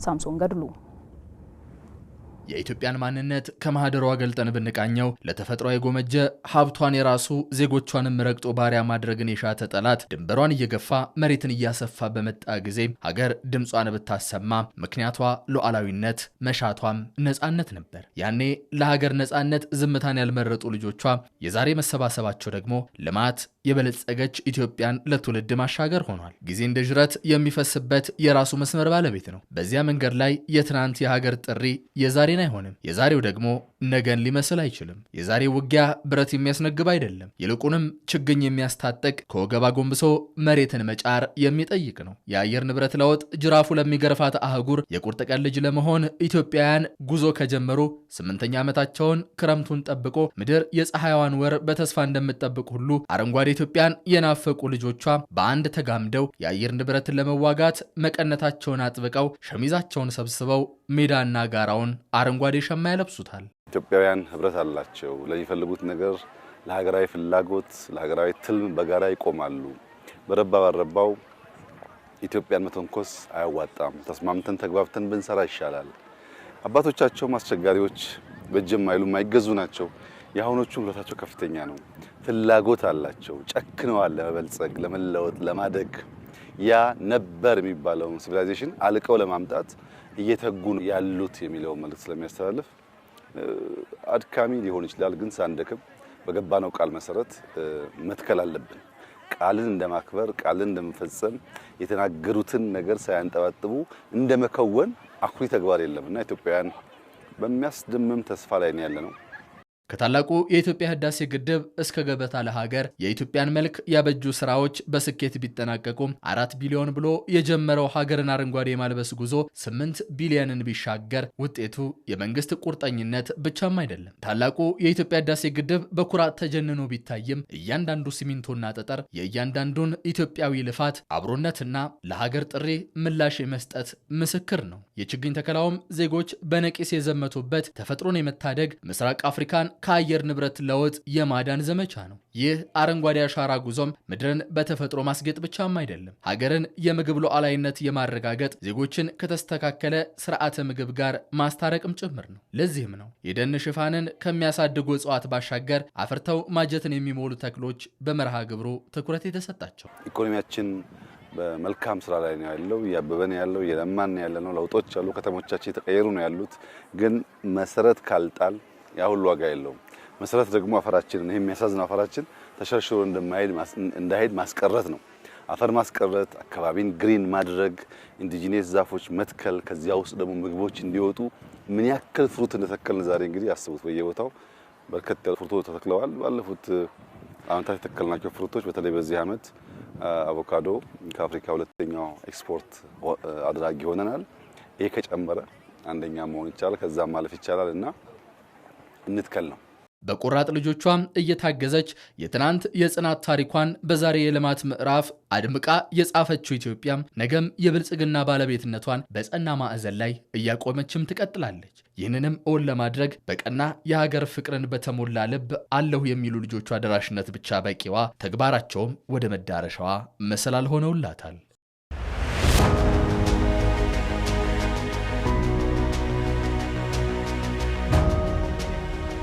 ስሜ መጀመሪያ ወማ ጌታቸው ካሳ ይባላለሁ።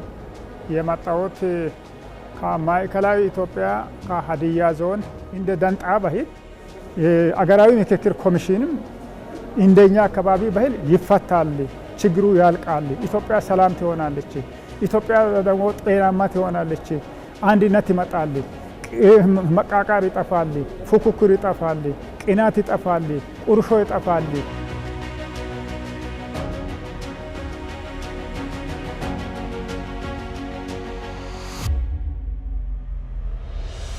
ቅድስት ጸጋዬ ይባላለሁ። የመጣሁት ከደቡብ ኢትዮጵያ ከጋሞ ዞን ነው። ከዚህ ምክክር ያለኝ ተስፋ ከዚህ ቀደም ያሉ ቁርሾዎችን ረስተን ጥለን መጥፎ ጠባሳ የሆኑብንን ችግሮቻችንን ትተን ንጹህ የሆነች ኢትዮጵያና ከምንም እኔ ከሚለው ሀሳብ የጸዳን አንድ ኢትዮጵያን ለተሻለ ትውልድ የምናስረክብበትን ተስፋ አለኝ።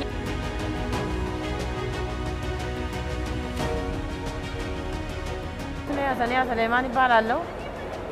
የመጣሁት ከቤኒሻንጉል ጉሙዝ ክልል። ተስፋ የማደርገው በዚህ ምክክር ኮሚሽን የነበረው በተለይ መጠራጠሮች እንደ አንድ ኢትዮጵያዊ እንደ አንድ ማህበረሰብ እቺን ሀገራችን ለሌላ እንኳን ለኢትዮጵያ ለአፍሪካም ለሌላ ሀገር ተምሳሌት የምትሆን ሀገር እንደመሆኗ መጠን ያዝነውን በተለይ በምክክር ኮሚሽን የተያዙ እቅዶች እናሳካልንም።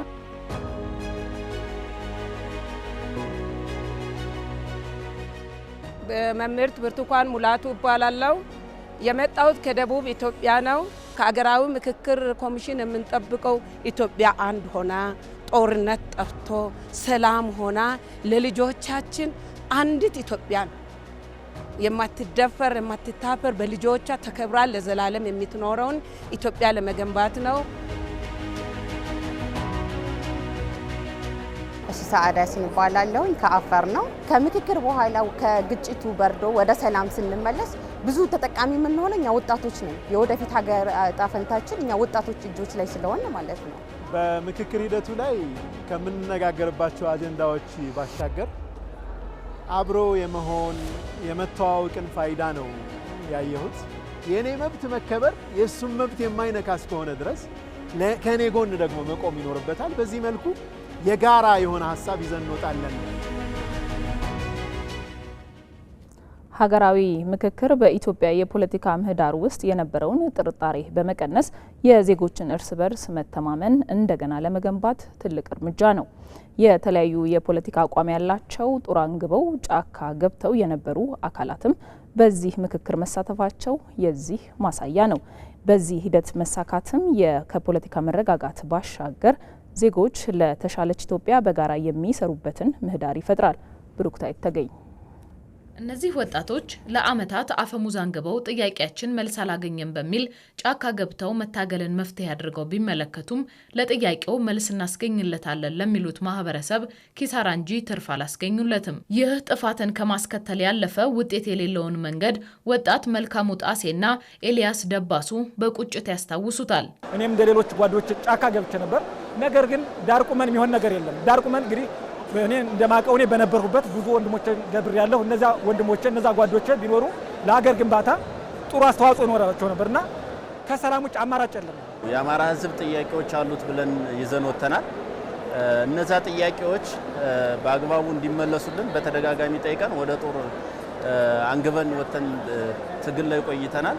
ምክክር ዛሬ ጥያቄዎች በአፈሙዝ ሳይሆን በጠረጴዛ ዙሪያ ለመፍታት ሁሉን ያሰባሰበ ትልቅ መድረክ ሆኗል። ምክክር ኮሚሽኑም ሁሉም ዜጋ ስለ ሀገሩ ይመለከተዋል፣ ጥያቄውን ማንሳትና መወያየት ይገባል በሚል ባቀረበው ጥሪም ምክክርን በመምረጥ በርካቶች ትጥቃቸውን ጥለው ንግግርን መርጠው በምክክሩ ተሳታፊ ሆነዋል። ጦርነት በጥቅሉ ዳሜጅ ነው፣ ሀገርን ያፈርሳል፣ ወደ መበታተን ያደርሳል ጦርነት ማለት ነው። ስለዚህ ከጦርነት ወጥቶ ቁጭ ብለን ችግራችን ቁጭ ብለን እንፍታ፣ ያንዱ ችግር ያንዱ ነው በሚል ቁጭ ብለን እንፍታ መባሉ ይሄ በጣም መልካምና የዘመነ አስተሳሰብ ስልጣኔ ነው። በጥቅሉ ይሄ መመካከር፣ መነጋገር፣ ችግርን ቁጭ ብሎ መፍታት ይሄ ዘመኑ ያፈራው ዘመኑ የደረሰበት ስቴጅ ነው።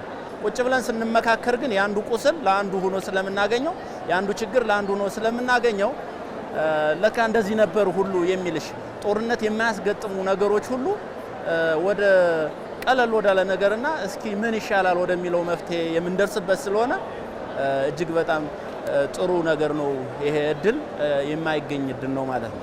ከሰላም ውጪ ለሀገር እድገትም ሆነ ለነገ ህልውናችን ሌላ ሁነኛ አማራጭ የለምና ሰላማዊ መንገድ ትተው ጫካ የገቡትም ያለፉት የትግልና የመከራ ዓመታት ትርፍ የሌላቸውና የትኛውንም አለመግባባት በሰላማዊ መንገድ መፍታት ብቸኛ መፍትሄ መሆኑን አስተምረዋል። የጠመንጃ ትግል በዓለም ላይ ለውጥ አያመጣም። አሁን ያለንበት ጄኔሬሽን 21ኛው ክፍለ ዘመን ነው። የሰው ኃይል ወይም ሂውማን ሪሶርስ የምንለውን በአዳዲስ ነገሮች የተተኩ ነው። ቴክኖሎጂ ለመጠቀም ዓለም ከደረሰበት ወይም ግሎባላይዜሽን የምንለውን አንድ ጫፍ አንድ እኩል ለመሆን አንድ አስተሳሰብ ባንቁማ ለመሄድ ሰላም ስለሚያስፈልግ የኢትዮጵያ መንግስት ሰላም ላይ በተለይ ደግሞ ዲሞክራሲን ኤክሰርሳይዝ ለማድረግ ተመካከረን ምናልባት ለመንግስትም ግባት ሆኖ አዲስ ለውጥ የሚመጣ ከሆነ ኢትዮጵያ አይደለም እንደ ሀገር ለህዝቦቿ ይቅርና ለምስራቅ አፍሪካም ብሎም ለአፍሪካ ለተለያዩ ዓለማት ቀጣይም ትሩፋት ይዞ እንደሚመጣ ነው የማምናለሁ። አሁን ላይ ሀገር የምንገነባበት መንገድ ጦርነት አይደለም፣ ከዘመኑ ጋር መሄድ መቻል አለብን። ስለዚህ አሁን ላይ መመካከርን ባህል አድርገን መገዳደልን ግን ጎጂ ባህል መዝግበነው ነው የምናልፈው። ከሀገራዊ ምክክሩ ሂደቶች የሚገኘው ውጤት አስተማማኝ ሰላማዊ ተጠበቀች ሀገር ለመፍጠር የሚያስችል ትልቅ እርምጃም ነው። ከዚህ ምክክር በኋላ ያሉ ጥላቻዎችና የሐሰት ትርክቶች እዚሁ ጥለናቸው ነው የምንሄደው። አንዱ አንዱን የሚጨቁንበት መንገድ የለም። እዚህ በኋላ እኩል የሆነች ኢትዮጵያ ሁሉንም የኢትዮጵያ ማህበረሰብ እኩል እንደ ዜጋ የምትቆጥር ሀገር ትፈጠራለች ብዬ ነው ማምነው። ስለዚህ ሁላችንም ኢትዮጵያዊ እስከሆነ ድረስ ሁላችንም በየትኛውም ቦታ በነጻነት የምንንቀሳቀስ ልጆቻችን በየትኛውም ቦታ ተምረው ትዳራቸውን የሚመሰርቱ ልጆቻችን በየትኛውም ቦታ ተንቀሳቅሰው የሚኖሩባት ሀገር እንፈጥራለን። ሰላማዊት ሀገር እንፈጥራለን። በጦርነት ሳይሆን በምክክርና በንግግር በፍቅር ይችን ሀገር ታፍራና ተከብራ የምትኖር ሀገር ሆና እንድትቀጥል የሚያደርግ ምክክር እንደሆነ እጠብቃለሁ። ከዚህ ምክክር ኮሚሽን የምጠብቀው ይሄንን ነው። በጋራ መግባባት ላይ የተመሰረተችና የጸናች ሀገር ለመገንባት ምክክር ያለውን የማቀራረብ ኃይል በሂደቱ እያሳየ ይገኛል።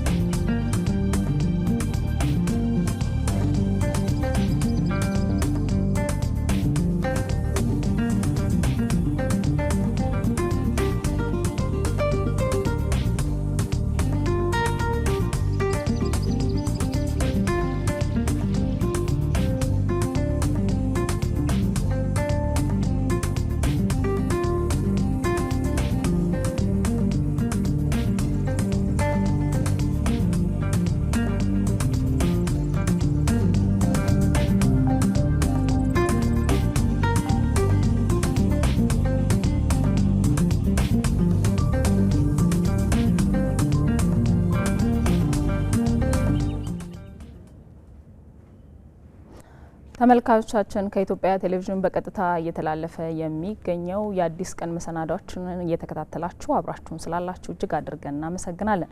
በተከታይነት የጠዋት ገበያና ስፖርታዊ መረጃዎች ሰዓታቸውን ጠብቀው ወደ እናንተ ይደርሳሉ። ከኔ ጋር በዚሁ እንሰናበታለን።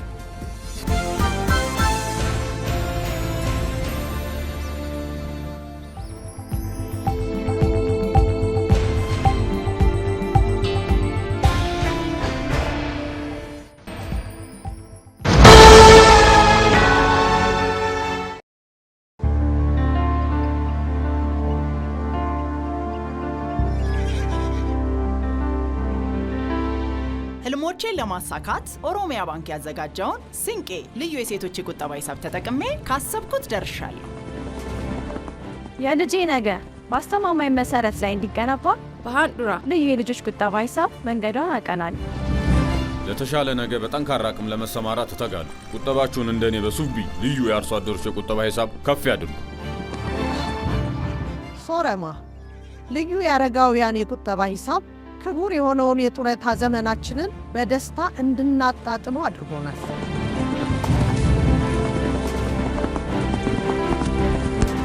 ዛሬ ላይ ለነገ ለነቁ ወጣቶች የኦሮሚያ ባንክ ያዘጋጀውን ሀዩ የተሰኘውን ልዩ የተማሪዎች የቁጠባ ሂሳብ ተጠቃሚ ነኝ።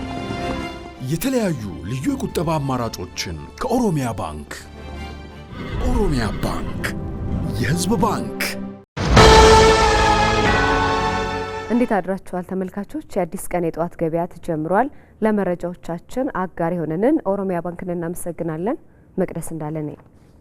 የኢትዮ ቴሌኮም አመራርና ሰራተኞች 8ኛውን የችግኝ ተከላ መርሃ ግብር በመላው ሀገሪቱ አከናውነዋል። የኩባንያው ሰራተኞች ባለፉት 7 ዓመታት በ889 አካባቢዎች ከ4.6 ሚሊዮን በላይ ችግኞችን የተከሉ ሲሆን የተተከሉት ችግኞች የጽድቀት ምጣኔም 82.7 በመቶ መሆኑን የተቋሙ ዋና ስራ አስፈጻሚ ፍሬህይወት ታምሩ ገልጸዋል። የ7 ዓመቱ ጉዞ አብረን ምን አደረግን ካላችሁ 4.6 ሚሊዮን ችግኞችን ተክለናል በመላው ሀገራችን ወደ 889 የሚሆኑ መዳረሻዎች ላይ ማለት ነው። አንዱ የኢትዮ ቴሌኮም ውበት በአንድ አካባቢ ላይ ብቻ አይደለም የሚያደርገው ልማት። በዚህ ልክ እንግዲህ ችግኞቹን ከመትከል ባሻገር እንዳልነው ለሰው ልጅም ደግሞ ለማህበረሰባችን የስራ እድልንም የፈጠረበት ነው። ከ24000 በላይ ዜጎቻችን ስራም እንደዚሁም እድል የተፈጠረላቸው ነው ማለት ነው። በአጠቃላይ ስታዩት ከተከልናቸው እንግዲህ ችግኞች ወደ 82.7 የጽድቀት ወይም ደግሞ የእድገት መጠን የታየበት ነው ማለት ነው። ይሄ ትልቅ ስኬት የሚባል ነው። እንደዚሁም ደግሞ ከ159 ሚሊዮን በላይ በጀት መድበንለት ስናከናውን የነበር ነው። ይህም በማድረጋችን እንግዲህ የተጎዱ መሬቶች፣ የተራቆቱ መሬቶችን በአረንጓዴ በመሸፈን ምቹ እና አረንጓዴ የሆነች ኢትዮጵያን እየገነባን ነው የምንገኘው ማለት ነው። በሀገር አቀፍ ደረጃ በኮርፖሬት በዞንና ሪጅን ደረጃ ከ3500 በላይ ኩባንያው ሰራተኞችና አጋሮች በተሳተፉበት ሀገራዊ አሻራን የማኖር መርሃ ግብር በመላው ሀገሪቱ የሚገኙ 18 ሪጅኖች ተሳትፈዋል። ኩባንያው ዘንድሮ በመላ ሀገሪቱ 250 ሺህ ችግኞችን ለመንከባከብና ለመጠበቅ ከ42.4 ሚሊዮን ብር በላይ በጀት እንደመደበ የገለጹት ዋና ስራ አስፈጻሚዋ ለችግኝ ተከላና ጥበቃ ስራ ከ2000 በላይ ዜጎች አዲስ የስራ እድል ተፈጥሯል ብለዋል። ኢትዮ ቴሌኮም ለ8ኛው ዙር ሀገራዊ የአረንጓዴ አሻራ መርሃ ግብር ምንድነው የሚያደርገው ያላችሁ እንደሆነ ወደ 250 ሺህ የሚሆን ችግኞችን በጋራ ሆነን የምንተክል ይሆናል። ለ250 ሺህ ችግኝ ስንተክል ከ3500 በላይ የሚሳተፉበት ይሆናል። ለ2000 የሚሆኑ ዜጎች ደግሞ የስራ እድል እንደዚሁም የምንፈጥርበት ነው የሚሆነው። ለዚህም አስፈላጊውን በጀት መድበናል። ወደ 42 ሚሊዮን የሚሆን ብር መድበናል ማለት ነው። ለኢትዮጵያ ለምታደርገው የአረንጓዴ ኢኮኖሚ ግንባታ ኢትዮ ቴሌኮም ትልቅ አሻራውን እያሳረፈ እንደዚሁም የአረንጓዴ ኢኮኖሚ ግንባታው እንዲፋጠን የራሱን አስተዋጽኦ እያደረገ ነው። ከዚህ ባሻገር እንደምታውቁት በስማርት ሲቲ ግንባታ ውስጥ አንዱ የሚያስፈልገን ደግሞ ስማርት ሞቢሊቲ ነው። ለዛም ደግሞ በተለያዩ ቦታዎች ወደ 9 የሚሆኑ የኢቪ ቻርጂንግ ስቴሽኖችን ገንብተናል ማለት ነው። ይህንን በማድረጋችን እንግዲህ አንደኛ ከተሞቻችን ላይ ያለውን ማዘመንን ስራም እያገዝን የአረንጓዴ ኢኮኖሚ ግንባታንም እንደዚሁ እያፋጠንን ነው ማለት ነው። የኢትዮጵያ ንግድ ባንክ አመራሮችና ሰራተኞች በዘንድሮ የአረንጓዴ አሻራ መርሃ ግብር ከ210 ሺህ በላይ ችግኞችን ለመትከል ተዘጋጅተዋል። በሀገር አቀፍ ደረጃ በተካሄደው የአንድ ጀንበር አረንጓዴ አሻራ መርሃ ግብር በመላ ሀገሪቱ የሚገኙ የኢትዮጵያ ንግድ ባንክ ዲስትሪክቶችና ቅርንጫፎች እንዲሁም የዋና መስሪያ ቤት ሰራተኞችና ኃላፊዎች ችግኞችን ተክለዋል። በዚህም የዋናው መስሪያ ቤት ሰራተኞችና የስራ ኃላፊዎች በቦሌ ለሚ ኢንዱስትሪያል ፓርክ የችግኝ ተከላ መርሃ ግብር አካሂደዋል። መርሃ ግብሩን አስመልክቶ መልእክት ያስተላለፉት የኢትዮጵያ ንግድ ባንክ ፕሬዚዳንት አቤሳኖ ባንኩ ማህበራዊ ኃላፊነቱን ለመወጣት ባለፉት ዓመታት በሚሊዮኖች የሚቆጠሩ ችግኞችን በተለያዩ የሀገሪቱ ክፍሎች በመትከልና በመንከባከብ ለሌሎች ተምሳሌት መሆኑን ተናግረዋል። በዘንድሮ የችግኝ ተከላ መርሃ ግብር ከ22 ሺህ በላይ የባንኩ ሰራተኞች የሚሳተፉ ሲሆን በአመቱ ከ210 ሺህ በላይ ችግኞች ይተከላሉ ተብሎ እንደሚጠበቅ ፕሬዚዳንቱ ጠቁመዋል። በዛሬው ዕለት ወደ 20 ሺህ ችግኞች ናቸው እዚህ የተከልናቸው። ግን በመላው ኢትዮጵያ በዘንድሮ አመት ከ200 ሺህ በላይ ችግኞች ለመትከል ነው እቅድ ይዘን እየሄድን ያለው። በዛሬው ዕለት የተወሰነው ይተከላል፣ ግን በዛሬው ልንጨርስ አንችልም። በተከታታይ ቀደም ብሎም መትከል የጀመሩ የስራ ክፍሎች አሉ። በቀጣይም መትከል እስከ ትክክል እስከሚሆንበት ያው የአካባቢዎቻችን በየቦታው የምህዳሩ ስለሚለያይ አንዳንዱ ሊዘገይ ይችላል፣ አንዳንዱ ፈጥኖ ሊያቆም ይችላል። ግን ይህንን ለአመቱ የተቀመጠው በጀት ለሁሉም ዲስትሪክቶችና ቅርንጫፎች ተበትኖ በጀት ተሰጥቷቸዋል። በየአካባቢው እንደሚያገኙት ዋጋ ችግኞችን እየገዙ ይተክላሉ። ኢትዮጵያ በአንድ ጀንበር 800 ሚሊዮን ችግኞችን ለመትከል አቅዳ ከ805.3 ሚሊዮን በላይ በመትከል ታሪካዊውን ሀገራዊ እቅድ በላቀ ስኬትና በታላቅ ድምቀት አሳክታለች። ለዚህ አህጉራዊና ዓለም አቀፋዊ ትኩረትን ለሳበው ታላቅ ድል በየአካባቢው የሚገኙ በችግኝ ማፍላት ላይ የተሰማሩ ባለሙያዎች ሚና የላቀ ነበር። በቢሾፍቱ ከተማም ችግኝ በማፍላት ላይ የተሰማሩ አካላት ለዚሁ ታሪካዊ ቀን ሲያደርጉት የቆዩትን ዝግጅት በተመለከተ አንድ ዘገባ አዘጋጅተናል። አብረን እንከታተል። በአንድ ጀንበር የአረንጓዴ አሻራ የችግኝ ተከላ መርሃ ግብር ከ800 ሚሊዮን በላይ ችግኞች ይተከላሉ። እንግዲህ በዚህ ታላቅ ሀገራዊ ቀን በተለይ በችግኝ ማፍላት ላይ የተሰማሩ ግለሰቦች ሚና ከፍተኛ መሆኑ ይታወቃል። እነዚህ ግለሰቦች እንግዲህ ከዘር ዝግጅት ጀምሮ ከአፈር ዝግጅት ችግኞችን ውሃ ከማጠጣት ጀምሮ በርካታ የቅድመ ዝግጅት ስራዎችን ሲሰሩ ሲከውኑ ነው የቆዩት። እንግዲህ የነዚህ ግለሰቦች ስራ ምን ይመስላል፣ ዝግጅታቸው እንዴት ያለ ነው የሚለውን ተዟዙረን የምናናገር ይሆናል። አብራችሁ ነው።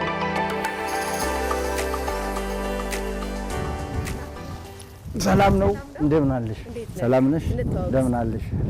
አቶ ሲማ እባላለሁ። እንግዲህ አሁን ላይ ብዙ ስራ የሚበዛባችሁ ሰዓት ላይ ነው ያላችሁት። እውነት ነው። ምክንያቱም የአረንጓዴ አሻራ መርሃ ግብር ከፊታችን አለ። ምን አይነት ዝግጅት እየተደረገ ነው? እንግዲህ እንደምታዩ ችግኞቻችን እኛ አዘጋጅተናል። ቢሾፍቱ በተለይ ኩዳድ የሚባል ሰፈር በዚህ በችግኝ የታወቀ ነው። እርስ በራስ እየተለማመደ ልምድ እየወሰደ እያንዳንዱ ትልቅ ሰው ሳይባል ትንሽ ሳይባል የዕለት ጉርሱንም የሚሸፍንበት ይሄ ከፍተኛ ስራ የሚሰራበት ኤሪያ ነው። ይሄ እንግዲህ የአረንጓዴ አሻራ መርሃ ግብርን ተከትሎ ለእናንተ ሰፊ ገበያ የተፈጠረ ይመስለኛል። እንዴት ታየዋለህ? አዎ በየጊዜው አለ፣ ገበያዎች አሉ። እንዳዘጋጀሹ ነው የሚፈለገው። ድርጅቶች የሚፈልጉበት የቁመት ደረጃዎች አሉ። በእነኛ ደረጃዎች አንቺ ጎበዝ ሆነሽ ካስተካከልሽና ካበቃሹ ገበያዎች ይኖራሉ። በየቦታው በየአገሩ ክፍለ አገሮችም መጥቶ ከዚህ ይወስዳሉ። ስለዚህ ቆንጆ ስራ ነው እኛ የምንሰራው። እንዴት አለሽ? ደህና ነሽ ወይ? ናታን እባላለሁ። ናታን ማለት ናታን ረታ የላንድስኬፕ። እሺ እቺኛው ለኔ ናት። ይሄው እንደ አጋጣሚ እዚሁ ስንቆርጥ ያገኘነው ነው። ይጣፍጣል በጣም ሲያዩትም ያስታውቃል። ስለዚህ አረንጓዴ አሻራ መርሃ ግብር አላማው ይሄ ነው ማለት ነው። ስንተክል ንጹህ አየር እንወስዳለን፣ ከፍሬው ደግሞ እንደዚህ እንቋደሳለን ማለት ነው። መልካም። አሁን እንግዲህ ስራ የሚበዛባችሁ ሰዓት ላይ ናችሁ ብዬ አስባለሁ። ለመርሃ ግብሩ ምን አይነት ዝግጅት ታደርጉ ነበር? ከበፊቱ በተሻለ በፊት አየሩን ለማስተካከል የትኛውንም ዛፍ አረንጓዴ ለማድረግ ነበረ።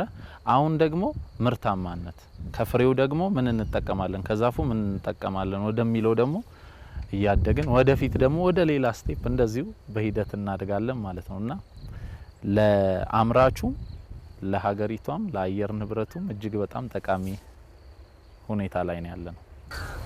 እንደነገርከኝ አዋጭ ዘርፍ ነው እያልክ ነበር። ለወጣቶች ምን ትመክራለህ ወደዚህ ዘርፍ ለሚሰማሩ? በጣም ጥሩ ነው። ድሮ ስትነሺ በትንሽ ነገር ማድረግ ይቻል ነበር። አሁን ደግሞ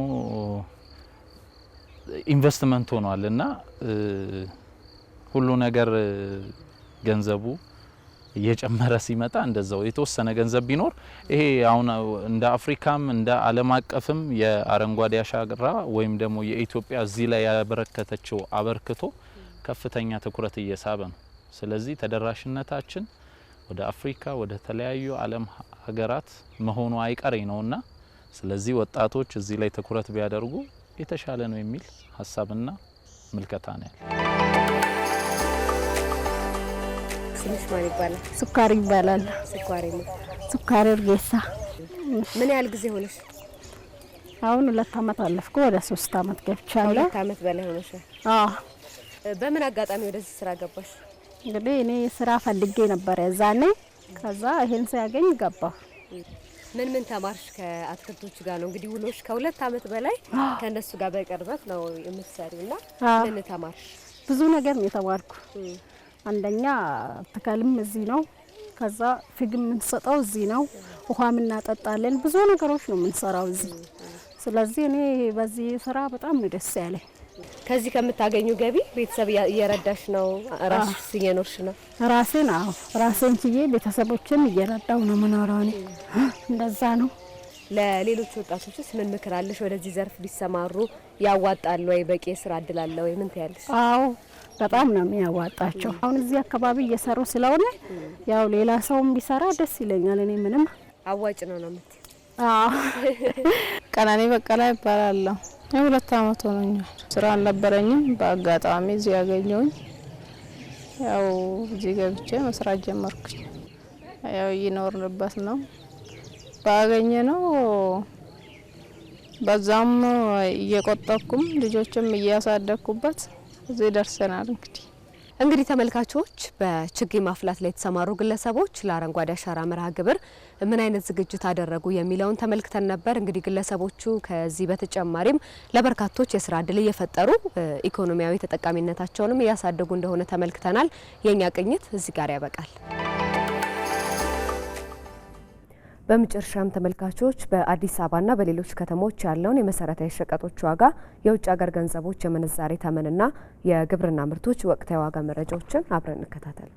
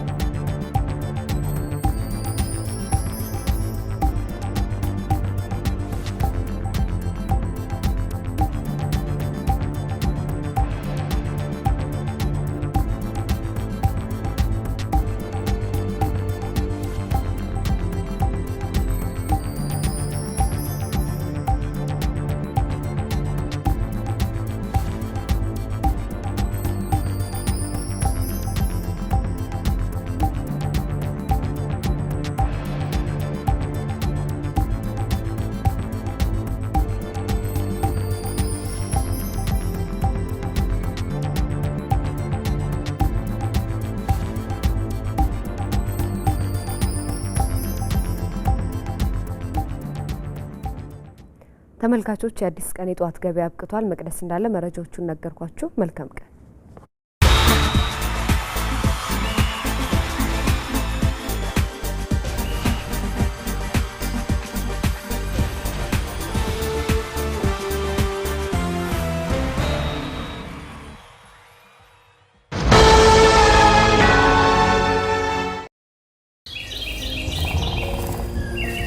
በግብርና ስራ ላይ የተሰማራው ታታሪ ገበሬ ሙራባሃ ቢፍን በመጠቀም ለእርሻው የሚያስፈልገው ግብአቶችን ሁሉ አግኝቷል። የሬስቶራንት ባለቤት የሆነችው ጠንካራ ሴት የደንበኞቿን ፍላጎት ለማሟላት የሚያግዛትን ግብአት በሙራባሃ ኦጌቲ አሟልታለች። ወደ ኢንቨስተርነት የተሸጋገረው ሞዴል ገበሬ በሙራባሃ ዲታ ትላንቱን አሸንፎ ነገውን እያቀና ነው።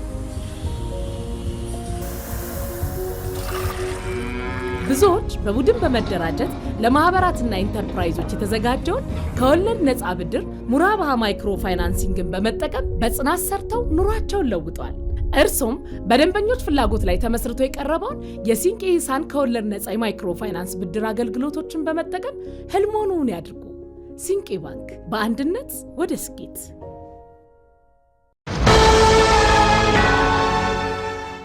ጤና ይስጥልን ተመልካቾቻችን፣ ለአዲስ ቀን ወዳዘጋጀንላችሁ ስፖርታዊ መረጃዎቻችን ተሻገርን። ሲንቄ ባንክ የስፖርት ዘገባ የክብር አጋራችን ነው። እናመሰግናለን።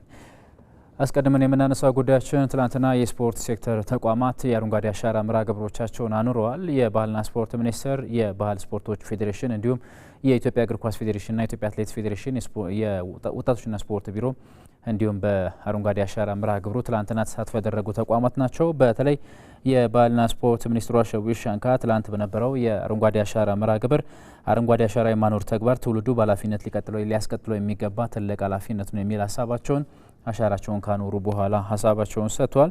ሚኒስትሯ በዚህ ወቅት ባደረጉት ንግግር ኢትዮጵያ በመደመር ድንቅ ስራዎችን እየሰራች ነው የሚል ሀሳባቸውን አጋርተዋል።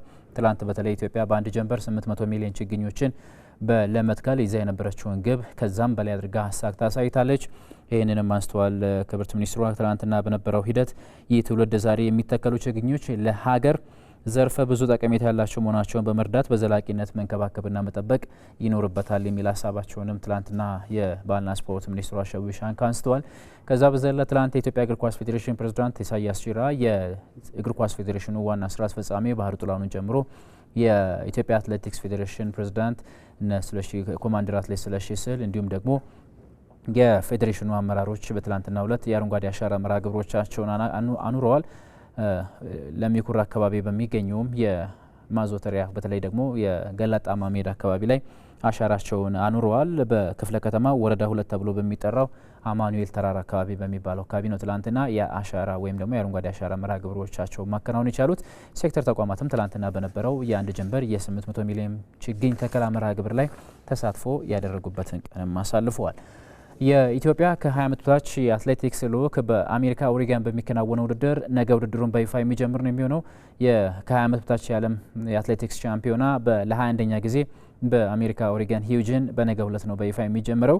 እንደሚታወቀው እስከ ነሐሴ 3 ድረስም ቆይታ ያደርጋል ተብሎ ነው የሚጠበቀው። ኢትዮጵያ በርቀቱ በተለያዩ ዘርፎች ተሳትፎ ታደርጋለች ተብሎ ይጠበቃል። በ5000 ሜትር፣ በ3000 ሜትር፣ በ3000 ሜትር መሰናክል፣ በ1500 ሜትር፣ በ800 ሜትር በሁለቱም ጾታ እንዲሁም ደግሞ በእርምጃ ውድድር በሁለቱም ጾታዎች ተሳትፎ ታደርጋለች ተብሎ ይታሰባል። በ2024 የፔሩ ሊማው የአትሌቲክስ ሻምፒዮና ውድድር ላይ ኢትዮጵያ በመድረኩ 6 የወርቅ ሜዳሊያዎችን ማሳካቷ የሚታወቅ ነው። በዚህ ውድድር ላይ ከዛ የተሻለ ውጤቶችም የማምጣት ዓላማ የሰነቀ ጠንካራ ብሔራዊ ቡድን ገንብቷል ማለት ይቻላል። የኢትዮጵያ አትሌቲክስ ፌዴሬሽን ያስቀድሞ የውጤቱን ይፋ ካደረገ በኋላ በኢትዮጵያ ላይ በነበረው ከ18ና ከ20 ዓመት አትሌቲክስ ሻምፒዮና ላይ ጥሩ ውጤት ያስመዘገቡ አትሌቶች በትክክለኛው የእድሜ እርከናቸው ተመልምለው ለዚህ ውድድር በአዲስ አበባ ስቴዲየም በተለያዩ ቦታዎች የዝግጅት ጊዜያቸውን ሲያሳልፉ መቆየታቸው የሚታወቅ ነው። በውድድሩ የተለመደውን ውጤታቸውንም ያመጣሉ ተብሎ ነው የሚጠበቀው። ወጣቶቹ አትሌቶች እንግዲህ በቀጣይ በአትሌቲክሱ መድረክ ለራሳቸውም ለሀገራቸውም ትልቅ አሻራ የሚያሳርፉበትን ትልቅ አጋጣሚ ያገኙበት ውድድር ይሆናል ተብሎ ነው የሚጠበቀው። የፔሩ ሊማውን ውድድር የመድገም ሰፊ ድልም የያዘ ልዑክ ሰለሞኑም ይፋ ተደርጓል። የኢትዮጵያ እግር ኳስ ፌዴሬሽን ከካፍ ጋር በመተባበር የካፍ ቢ ላይሰንሲንግ የሁለተኛ ሞጁል ስልጠና እየሰጠ ነው የሚገኘው። በካፍ የልቀት ማዕከል ነው ይህ ስልጠና እየሰጠ የሚገኘው። የካፍ ኤሊት ኢንስትራክተር ሰውነት ቢሻው ስልጠናውን እየሰጡ ከሚገኙ ኢንስትራክተሮች መካከል አንደኛቸው ስለመሆናቸው ይፋ ተደርጓል። እንዲሁም ኢንስትራክተር አብርሃም መብራቱን ጨምሮ በካፍ በኢትዮጵያ እግር ኳስ ፌዴሬሽን እውቅና የተሰጣቸውም ለኢንስትራክተሮች ስልጠናዎችን እየሰጡ እንደሚገኙ ተነግሯል። በኢትዮጵያ ፕሪሚየር ሊግ በግብ ጠባቂነት፣ በምክትል አሰልጣኝነት፣ በሌሎች ዘርፎችም የቢ ላይሰንስ ስልጠና እየወሰዱ የሚገኙ ሰልጣኞች በዚህ ስልጠና ላይ የተሳተፉ ነው የሚገኙት። ለቀጣይ 10 ቀናቶችም ይህ ስልጠና ቀጥሎ የሚከናወን ይሆናል። በእነዚህ 10 ቀናቶች ውስጥም ሰልጣኞች እንግዲህ የቢ ላይሰንስን ወይም ለቢ ላይሰንሲንግ የሞጁል ስልጠና የሚያበቃቸውን የእውቀት ደረጃም ያገኛሉ ተብሎ ነው የሚጠበቀው። በቀጣይም በርካታ ሰልጣኞች ወደ ቢ ደረጃ ራሳቸውን ከፍ የሚያደርጉበት አጋጣሚ የሚፈጠር ነው የሚሆነው። የኢትዮጵያ እግር ኳስ ፌዴሬሽን እንዲሁም ደግሞ ኢንስትራክተር አብርሃም መብራቱ በጋራ በመሆን በተለይ ከካፍ ጋር በመተባበር የአሰልጣኝነት ስልጠና በብዛት ወደ ኢትዮጵያ እንዲመጣ በማድረግ ረገድ ሰፊ ስራዎችን እየሰሩ ነው የሚገኙት። የኤ ላይሰንስን ጨምሮ እስከ ቢ እስከ ሲ ድረስ ያሉ ስልጠናዎች በጣም በስፋት በኢትዮጵያ እየተሰጡ ነው የሚገኙት። በርካታ አሰልጣኞችም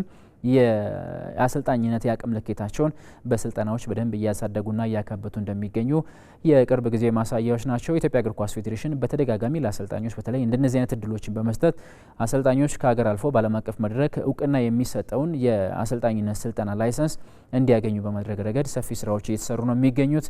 ትላንትናም የቢ ላይሰንስ ስልጠና በካፍ የልቀት ማዕከል በይፋ ተጀምሯል።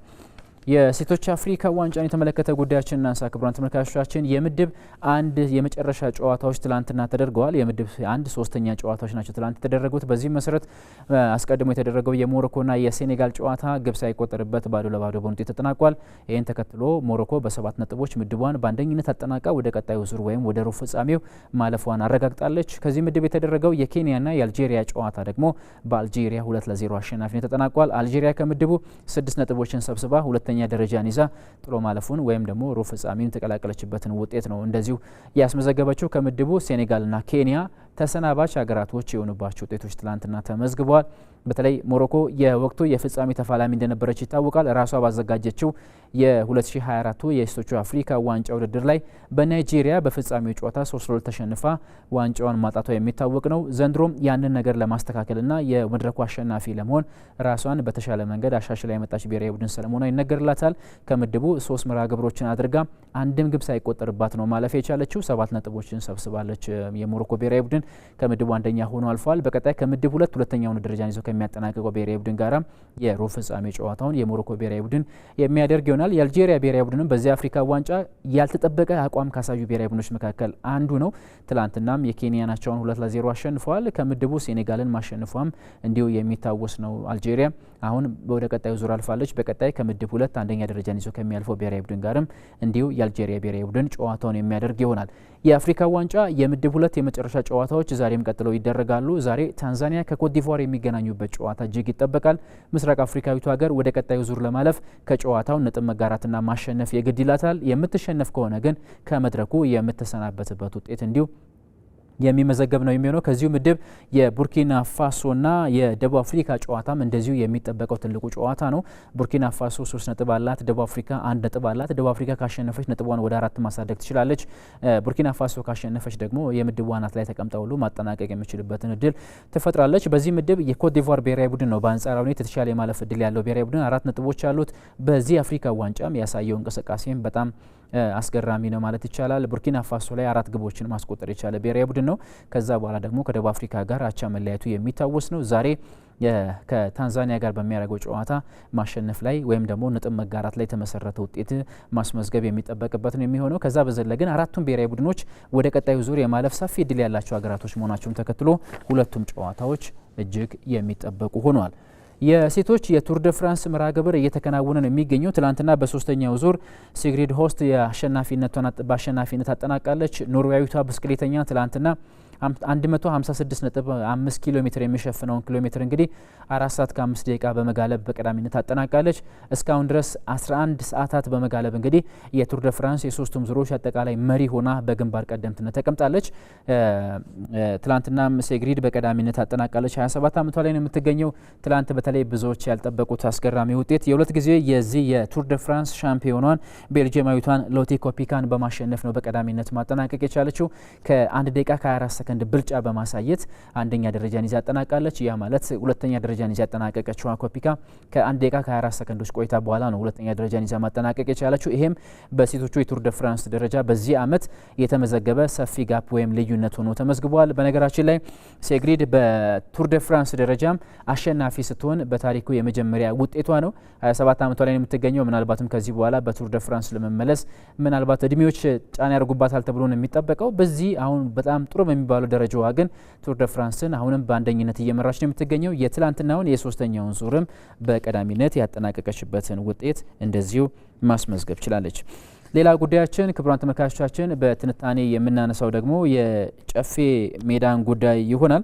ትላንትና ሰሞነኛ መርሃ ግብር እያስተናገደ ነው የሚገኘው። የጨፌ ሜዳ የክረምቱ የእግር ኳስ ውድድሮችን እያስተናገደ እንደሚገኝ ይታወቃል። በአዲስ አበባ ከተማ እየተገነቡ የሚገኙ የስፖርት ማዘውተሪያ ስፍራዎች ወጣቶቹ በተለይ በክረምት ስፖርታዊ ውድድሮች ራሳቸውን እንዲያበቁና እንዲያሳልፉ በማድረግ ረገድ ሰፊ አስተዋጽኦ ወይም ሚና እየተጫወተ ነው የሚገኘው። እንጦጦ አካባቢ የሚገኘውም እንዲሁም በቀጨኔ በተሰራው የወንዝ ዳርቻ ልማት አካል የሆነው የጨፌ ሜዳም እጅግ ዘመናዊ በሆነ መልኩ እድሳት ተደርጎለት ለአገልግሎት ክፍት ተደርጓል። ከዚህ ቀደም ጭቃማ ሜዳ እንደነበር ይታወቃል። አሁን ግን በስቴዲየም ደረጃ በጣም ጥሩ የሚባል ደረጃ ላይ እንደሚገኝም እንዲሁ ተመልክተናል። በስፍራው ተገኝቶ የነበረው ባልደረባችን አብርሃም አድማሱ ደግሞ ስለ ሜዳው የሚልናል።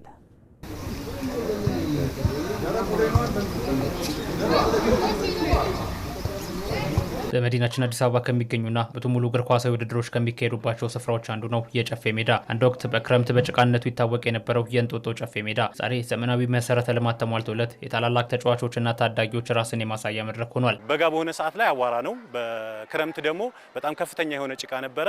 የመጀመሪያው ትልቁ ለመንግስትም የጠየቅነው ጥያቄ የነበረው ጥያቄ ምንድነው? ይህንን ሜዳ ስታንዳርዱን በጠበቀ በሚያምር ሁኔታ ተሰርቶልን የተለያዩ ውድድሮች ወደዚህ አካባቢ መጥተው የሚዘጋጁበት ሁኔታ ቢፈጠር የሚል ጥያቄ አንስተን ነበረ። ያንን ጥያቄያችን ደግሞ ያው መንግስትም ተቀብሎ ይቺን ሰርቶልን በሚገርም ሁኔታ ተሳታፊ ስለሆንኛ በጣም ደስተኞች ነን። አስገራሚ ለውጥ ነው። እውነት ለመናገር ለውጡን ለመናገር ራሱ ያስቸግራል። ምክንያቱም በጣም የሚታይ በጣም አስገራሚ እኛ ሀገር ነው ወይ የሚያስብል ለውጥ ነው። ሜዳ ላይ ከዚህ በፊት ጭቃ ነበረ፣ ጨፌ ሜዳ ነው የሚባለው፣ ጭቃ ነበር የነበረውና በዛ ጭቃ ውስጥ ነው የዚህ አካባቢ ሰፈር ሰዎች ይጫወቱ የነበረው። አሁን ላይ እንደምታየው ሌላ አካባቢ ነው የሚመስለው። ኢንቫይሮንመንቱ ራሱ ገና ስትገባ ያለው ከጫካ መሀል ላይ ነው ያለው። በጣም ጥሩ ኦክሲጅን ነው ያለው። በጣም ደረጃውን የጠበቀ በጣም ብዙ ነገሩ የተሟላለት ሜዳ ነው የተሰራው። ከተማዋ ዘመናዊ የስፖርት ማዘውተሪያ ስፍራዎችን ለማስፋፋት እየተደረገ ያለው ጥረት በክረምት ውድድራቸውን ለሚያካሄዱ ስፖርተኞችና ደጋፊዎች ምቹ እድል ፈጥሯል። ምቹ ሆኖ ጥራት ባለው መልኩ ስለተሰራ ነውና ከዚህ በፊት አቋሎ ሜዳውን ጭቃማና ክረምት ላይ ለመጫወት ምቹ ያልነበረ ሜዳ ነው። አሁን ግን እንዲህ ውብ ተደርጎ ተሰርቶ ዝናብ ቢዘንብም ውድድር ሳይቋረጥ ማካሄድ እንድንችል አድርጎናል እና አሪፍ ሜዳ ነው የተሰራው። ፀሐይም ዝናብም ቢሆን መጠለያ አለው። ምክንያቱም ራሱን የቻለ ነው እንደምታየውና ሜዳው ደግሞ ቆንጆ ሜዳ ነው፣ ጥራቱን የጠበቀ ነው። ስቲል ኢንቫይሮንመንቱን እዚች ጋር ያለውን ነገር ስታየው ደግሞ ደስ እያለ ነው የምታየውና በጣም ይሄን ሜዳ ለሰሩት እውነት ክብር ይገባቸዋልና እንደዚህ አይነት ቆንጆ ሜዳ ሲኖር አንደኛ ተጫዋቹን በደንብ ነው ራሱን አውትሻይን የሚያደርግበትና ብዙ አሰልጣኞች መጥተው ያያሉ፣ ብዙ ስፖርት ወዳድ ስለሚያዩ ሜዳው በጣም ቆንጆ ነው። ከሌላ ጊዜና እዚሁ ከተማችን ውስጥ ካሉ ሜዳዎች ይሄ የተሻለ ነው ብዬ ነው የማስበው። አዲስ አበባ ላይ ሜዳ በጣም አሁን ሀብታም ሆነዋል። እንግዲህ የሚቀጥለው ብሔራዊ ቡድኖች ምን አይነት ብሔራዊ ቡድን እንደሚሰራ ከዚህ ማየት እንችላለንና ትክክለኛ ማዘጋጃ ብዬ ነው የማስበው። ክረምት ተጫዋች በዚህ አይነት አየር ሁኔታ ትሬኒንግ አድርጎ ከከረመ ለበጋ በጣም ጥሩ እንደሚሆን ስለማቅ ማለት። የጨፌ ሜዳ ደረጃውን የጠበቀ ሰው ሰራሽ ሳር፣ ምቹ የመመልከቻ ወንበሮች፣ የጣሪያ ሽፋን፣ የውጤት ማሳያ ስክሪንና ሰፊ የፓርኪንግ አገልግሎት የተሟላለት ሜዳ ነው። የከተማ አስተዳደሩ አሁንም የከተማዋን ወጣቶች ምላሽ መስጠት መቀጠሉን ማሳያ መሆኑን የአዲስ አበባ ወጣቶችና ስፖርት ቢሮ ገልጿል። የአዲስ አበባ ከተማ አስተዳደር ይህንን የወጣቶችን ጥያቄ መነሻ በማድረግ ይህንና መሰል ማዘውተሪያ ስፍራዎችን ግንባታ አካሂዷል ማለት ነው። በከተማችን ከ2581 በላይ ማዘውተሪያ ስፍራ ተገንብቷል። እነዚህ ሜዳዎች ለውድድሩ በጣም አመቺ፣ ለወጣቶች በጣም አመቺ ሆኖ ተወስደናል ማለት ነው። ስለዚህ የአዲስ አበባ ከተማ አስተዳደር እንዲሁም ወጣቶችና ስፖርት ቢሮ እነዚህ ሜዳዎች በማልማት በማበልጸግ ለወጣቶች አመቺ በሆነ መንገድ እንዲዘጋጁና ውድድራቸውን በአማረ መልኩ እንዲያካሂዱ እድሉን ፈጥሯል ማለት ነው። ማዘውተሪያ ስፍራዎቹ በዚህ መልክ ቢዘጋጁም ሜዳዎቹ ከታለመላቸው ዓላማ ውጪ እንዳይሆኑ ከፍተኛ ትኩረትና ክትትል ሊደረግባቸው እንደሚገባ ተጠቁሟል። እኛ ሀገር እንደምታውቀው በጣም ሰፊ የእግር ኳስ ወዳድ ህዝብ አለና ለእግር ኳስ ወዳድ ህዝብ አሁን አብዛኛው የተሰሩ ሜዳዎች ኢትዮጵያ ውስጥ በእርግጥ ይሄኛው ሜዳ ነው የተሻለ ሜዳ ብዬ ነው የማየው ከደጋፊም አንጻር ከምቾትም አንጻርና የሚሰሩ ሜዳዎች ሌሎችም ይህንን ሜዳ መጥተው በማየት እንደዚህ አይነት ሜዳዎች ደጋፊ የሚይዝ ለምን በጣም እግር ኳስ ወዳድ ህዝብ ስላለን ክረምት ላይ እንዲቁጭ ብሎ ሰው ሳይጉላላ ዝናብም ቢመጣ ተጠልሎ እንዳይ ተጫዋቾችም ምቹ በሆነ ሜዳ እንዲጫወቱ ከሌሎች ሜዳዎች ተሞክሮ ከዚህ ሜዳ ቢወስዱ ላለው በተደጋጋሚ ውድድሮች መደረግ አለባቸው። የተሻለ ነገር ደግሞ ሀገራችን ላይ እንዲታይ የተሻለ ተጫዋቾች እንዲፈሩ የሚፈለግ ከሆነ እንደዚህ አይነት የተሰሩ ሜዳዎች ሳይዘጉ መቆየት አለባቸው። ትልቁ ነገር ምንድነው? የተሰሩት ለማህበረሰቡ ስለሆነ ማህበረሰቡ እንዲገለገልባቸው፣ የአካባቢ ልጆች እንዲገለገሉበት ሜዳውን ክፍት አድርጎ መንግስት ማቆየት አለበት የሚለውን ነገር ነው አጥብቄ መናገር የምፈልገው። በዘመናዊ መልኩ ታድሶ ለአገልግሎት ክፍት የሆነው ይህ የጨፌ ሜዳ በቅርቡ በተመረቀውና ከእንጦጦ እስከ ቀጨኔ በሚገኘው የወንዝ ዳርቻ ልማት ውስጥ የሚገኝ ትልቅ የስፖርት ማዘውተሪያ ስፍራ ነው። ወደ አጫጭር መረጃዎቻችን ስንሻገር የአሜሪካ ብሔራዊ ቡድን አሰልጣኝ ማውሪዚዮ ፖቼቲኖ ለተጨማሪ ዓመታት በብሔራዊ ቡድኑ የሚያቆያቸውን ኮንትራት በትላንትናው ዕለት ተፈራርመዋል። አሰልጣኙ በ2026ቱ ዓለም ዋንጫ ከአሜሪካ ብሔራዊ ቡድን ጋር ጥሩ ጉዞ አድርገው ነበር። ነገር ግን በጥሎ ማለፉ በቤልጅየም ብሔራዊ ቡድን 4-1 ተሸንፈው ከመድረኩ መሰናበታቸው የሚታወቅ ነው። የተጓዙበት መንገድ በብዙዎች እንዲወደሱ ቢያደርጋቸውም በቤልጅየም የተሸነፉበት መንገድ ግን ጥያቄ እንዲነሳባቸው አድርጎ እንደነበር ይታወቃል። ከአሰልጣኝነት መንበራቸውም ሊነሱ እንደሚችሉ በተደጋጋሚ መረጃዎች ሲወጡ እንደነበረም የሚታወስ ነው። ነገር ግን የአሜሪካ እግር ኳስ ፌዴሬሽን አሰልጣኙን እስከ 2020 ወይም እስከ 2030 ድረስ በአሰልጣኝነት እንዲቆዩ ትላንትና መወሰኑ ተሰምቷል። ይሄም በ2030 በሚደረገው ዓለም ዋንጫ ላይ የአሜሪካ ብሔራዊ ቡድንን ለዛ ዓለም ዋንጫ የማብቃት ትልቅ ኃላፊነት የአርጀንቲናዊ አሰልጣኝ ማውሪዚዮ ፖቼቲኖ ላይ ያርፋል ተብሎ ነው የሚጠበቀው። አሰልጣኙ በዚህ ብሔራዊ ቡድን ውስጥ የሚታይ ለውጥ ስለማምጣታቸውም የተነገረላቸው ነው የሚገኘው። 31 መርሃ ግብሮችን በአሰልጣኝነት መርተው 18ቱን በአሸናፊነት አጠናቀዋል። ከዛ በዘለ ደግሞ 12 መርሃ ግብሮች ተሸንፈው በአንድ ጨዋታ ብቻ ነው አቻ መለያየት የቻሉት። ያስመዘገቡት ቁጥራዊ ንጻሬም የተሻለ መሆኑን ተከትሎ ለቀጣይ 4 ዓመታትም የአሜሪካ ብሔራዊ ቡድን አሰልጣኝ ሆነው የሚቆዩ ይሆናል። ጆርዳን ኢንደርሰን የቼልሲ ንብረት መሆኑ ትላንትና ተረጋግጧል። ቼልሲ ተጫዋቹን በነጻ ዝውውር ነው ማስፈረም የቻለው። የ2 ዓመት ኮንትራትም ከስታንፎርድ ብሪጁ ክለብ ጋር ትላንት መፈራረሙ ይፋ ተደርጓል። እንደ ቼልሲ ያለ ቡድን ሲጠይቅ እምቢ ማለት አይገባም የሚል ሀሳቡን ጆርዳን ሄንደርሰን ከስምምነቱ በኋላ ትላንትና ሀሳቡን ሰጥቷል። ቼልሲ እሱን ጨምሮ ዳኒ ዌልቤክንም ከብራይተን ዶቭ አልቢዮን ማስፈረሙ የሚታወቅ ነው። ሁለቱ የ35 እና የ36 ዓመቱ አንጋፋ ተጫዋቾች ቼልሲ ባልተለመደ መንገድ ያስፈረማቸው ተጫዋቾች ሆነዋል። እንደሚታወቀው በተጠናቀቀው ውድድር ዘመን በእንግሊዝ ፕሪሚየር ሊግ ወጣት ቡድን በማሰለፍ የመጀመሪያ ቡድን ቼልሲ እንደነበረም የሚታወቅ ነው። አሁን እንግዲህ በአሰልጣኝ ዣቪ አሎንሶ አማካኝነት አንጋፋ ተጫዋቾችንም እያስፈረመ ነው የሚገኘው። ከዳኒ ዌልቤክ በኋላ እንግዲህ አሁን ደግሞ የጆርዳን ሄንደርሰንን ዝውውር ትላንትና ቼልሲ ማጠናቀቁ ተሰምቷል። ከዚሁ ከቼልሲ ጋር በተያያዘ የትሬቮ ቻላባን ጉዳይ እናንሳላችሁ ተመልካቾቻችን። ትሬቮ ቻላባ የጣሊያኑ ቡድን ኮሞን ለመቀላቀል ከጫፍ ደርሷል። 36 ሚሊዮን ዩሮ የዝውውር ገንዘብ ኮሞ ለቼልሲ የሚከፍለው እንደሆነም ተነግሯል። የቼልሲ የአካዳሚ ፍሬ ከሆኑ ተጫዋቾች መካከል አንዱ ነው ትሬቮ ቻላባ። ቼልሲ ጥሩ ጊዜን ካሳለፉ ተከላካዮች መካከል አንዱ ነው። በአንጻራዊነት አሉ ከሚባሉ ተከላካዮች የሚሻሉ ተጫዋች ተብሎ የሚነሳው ትሬቮ ቻላባ ነው። በቅርቡም ለእንግሊዝ ብሔራዊ ቡድን መጠራቱ የሚታወቅ ነው። በዓለም ዋንጫ የመጨረሻ ጥሪ ውስጥ በጉዳት ምክንያት በተቀነሱ ተጫዋቾች ምክንያት ወደ ብሔራዊ ቡድኑ መምጣቱ የሚታወቅ ነው። በውሰት ወደ ክሪስታል ፓላስ አቅንቶ ሲጫወት እንደነበረም የሚታወቅ ነው። የክሪስታል ፓላስ ውሰት ጊዜውን ሳይጨርስ ነበር አቋርጦ ወደ ቼልሲ መጥቶ ቼልሲን እንዲያገለግልም የተደረገው። በአጠቃላይ በጠናቀቀው ውድድር ዘመን በእንግሊዝ ፕሪሚየር ሊግ 31 መርሃ ግብሮች ላይ ለቼልሲ ለክሪስታል ፓላስም እንዲሁ ተሰልፎ መጫወት ችሏል። ዋነኛ ምክንያቱ ደግሞ በቅርቡ ቼልሲ ማክሰን ላክዋን ከክሪስታል ፓላስ ማስፈረሙ ይታወቃል። ፈረንሳዊ ተከላካይ የቼልሲ ንብረት እንደሆነ ይታወቃል። ይህን ተከትሎ የዚህ ቦታ ምናልባትም ለትሬቮ ቻላባ የመስጠት እድሉ ጠባብ መሆኑን ተከትሎ ተጫዋቹ መጫወት የሚችልባቸውን ሌሎች አማራጮችን መርጧል የተባለው። ስለዚህ የጣሊያኑ ቡድን ኮሞ አዲሱ ማረፊያው ሰለሞኑ ተነግሯል። ሉካስ ሆርኒክን የተመለከተ ጉዳያችን እናንሳላቸው ክቡራን ተመልካቾቻችን። ቼክ ሪፐብሊካዊው የፖርቹጋሉ ክለብ ፕራጋ ግብ ጠባቂ የነበረው ሆርኒክ አዲሱ የኒውካስል ዩናይትድ ግብ ጠባቂ መሆኑ ተረጋግጧል። 25 ሚሊዮን ፓውንድ የዝውውር ገንዘብ ወይም ደግሞ እስከ 26 ሚሊዮን ፓውንድ ሊያድግ የሚችል የዝውውር ገንዘብ ቼልሲ ለብራጋ መክፈሉ ተሰምቷል። ብራጋ በተጠናቀቀው የውድድር ዘመን በዩሮፓ ሊጉ እስከ ግማሽ ፍጻሜ ሲጓዝ በ7 ጨዋታዎች ግብ ያልተቆጠረበት ግብ ጠባቂ ነው። በዩሮፓ ሊጉ ይህንን ያደረገም በውድድር ዓመቱ ብቸኛው ግብ ጠባቂ ሆርኒክ ነው። ይህ ግብ ጠባቂ እንግዲህ በኒውካስል ዩናይትድ ለ5 ዓመታት የሚያቆየውን ኮንትራት በትላንትናው ዕለት መፈራረሙ ተሰምቷል። የብሩኖ ጊማሬሽን ጉዳይ እናንሳላችሁ ተመልካቾች። አርሰናልና ኒውካስል ዩናይትድ በተጫዋቹ ዝውውር ዙሪያ አሁንም አለመስማማታቸው ተነግሯል። ኒውካስል ዩናይትድ አርሰናል ያቀረበውን የዝውውር ገንዘብ ውድቅ ማድረጉን የተነገረው። ይህን ተከትሎ ብሩኖ ጊማሬሽ ስፔን የሚገኘውን የኒውካስል ዩናይትድ ጊዜያዊ የልምምድ ጊዜ ወይም የክረምት የውድድር ጊዜን መቀላቀሉ ተሰምቷል። ከኒውካስል ዩናይትድ ጋርም ዝግጅት ማድረግ መጀመሩ ነው የተነገረው የሚገኘው። ተጫዋቹ በግልጽ ለክለቡ እንዲሁም ለክለቡ ባለሀብቶች አርሰናልን መቀላቀል እንደሚፈልግ ማሳወቁ የሚታወቅ ነው። ነገር ግን አርሰናል ለተጫዋቹ ያቀረበው ገንዘብ በኒውካስል ዩናይትድ ተቀባይነት ሳያገኝ ቀርቷል። አርሰናል የተሻሻለ ገንዘብ በቀጣይ የማቅረብ ሀሳብ እንዳለውም ተሰምቷል። ፉላም ጎንዛሎ ጋርሲያንና ሴዛር ፓላሲዮስን ከሪያል ማድሪድ ማስፈረሙን ትላንትና አረጋግጧል። ሁለቱ የሪያል ማድሪድ የቀድሞ ተጫዋቾች አሁን በፉልሃም ቤት ከቀድሞ የታዳጊ ቡድኑ እንዲሁም የዋናው ቡድን አሰልጣኛቸው አልቫሮ አርቤዮላ ጋር አብሮ የሚሰሩበት አጋጣሚ ተፈጥሯል። የ5 ዓመት ኮንትራት ነው ከፉልሃም ጋር የተፈራረሙት። እስከ 2031 ድረስ ይቆያሉ። አቅማቸው ታይቶ ደግሞ የ12 ወራት ተጨማሪ ኮንትራት እንደሚፈረምላቸውም እንደሚሰጣቸውም ቃል ተገብቶላቸዋል። ጎንሳሎ ጋርሲያ እስከ 34 ሚሊዮን ፓውንድ የሚጠጋ የዝውውር ገንዘብ ነው ፉልሃም ለተጫዋቹ ያወጣው። ይህ ተጫዋች እንግዲህ በውድድር ዓመቱ በቼልሲ ሪያል ማድሪድ የእግር ኳስ ሕይወቱ 39 የሚጠጉ መርሃ ግብሮችን አከናውኖ 9 ግቦችን ከመረብ አሳርፏል። በቅርቡ እንደምናስታውሰው ቼልሲ ሻምፒዮን በሆነበት የዓለም የክለቦች ዋንጫ ላይም ከፍተኛ አስቆጣሪ እንደነበር ይታወቃል። ሪያል ማድሪድ በጣም ወሳኝ ከሚባሉ አጥቂዎችና ነገ ተስፋ ከሚጣልባቸው መካከል አንዱ ነበረ።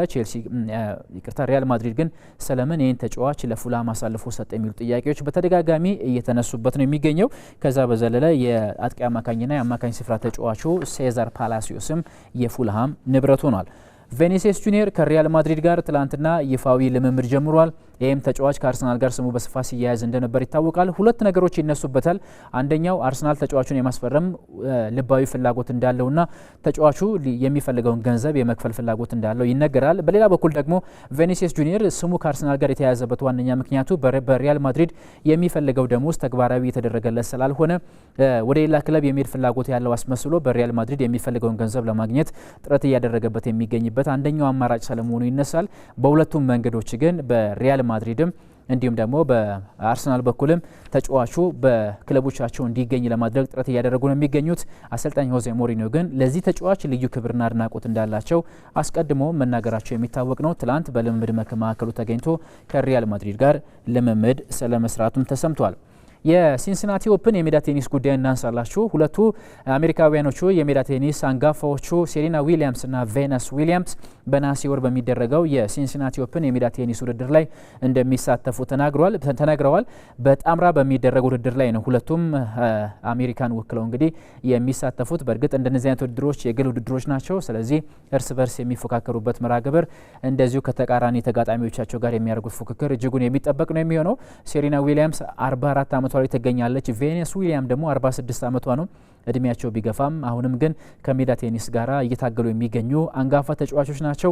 ሴሪና ዊሊያምስ እንግዲህ 21 ጊዜ ግራንድ ስላምን በማሸነፍም የካበተ ልምድ ያላት የሜዳ ቴኒስ ተጫዋች ናት። ሁለቱ በጣምራ ሆነው ባደረጓቸው ውድድሮች የኦሎምፒክ የ3 ጊዜ ሻምፒዮን እንደነበሩም ይታወቃል። ከዛም በዘለለ ወደ 14 የሚጠጉም ታላላቅ ውድድሮችን በአሸናፊነት ተጠናቀዋል። ለሌላ ስኬት እንግዲህ በነሐሴ ወርም በሲንሲናቲ ኦፕን የሜዳ ቴኒስ ውድድር ላይ የሚካፈሉ ይሆናል። ተመልካቾቻችን ለአዲስ ቀን ያዘጋጀንላችሁ ስፖርታዊ መረጃዎቻችንን በዚህ አብቅተዋል። አብራችሁን ስለነበራችሁ ከልብ እናመሰግናለን። በያላችሁበት መልካም ቀን ይሁንላችሁ።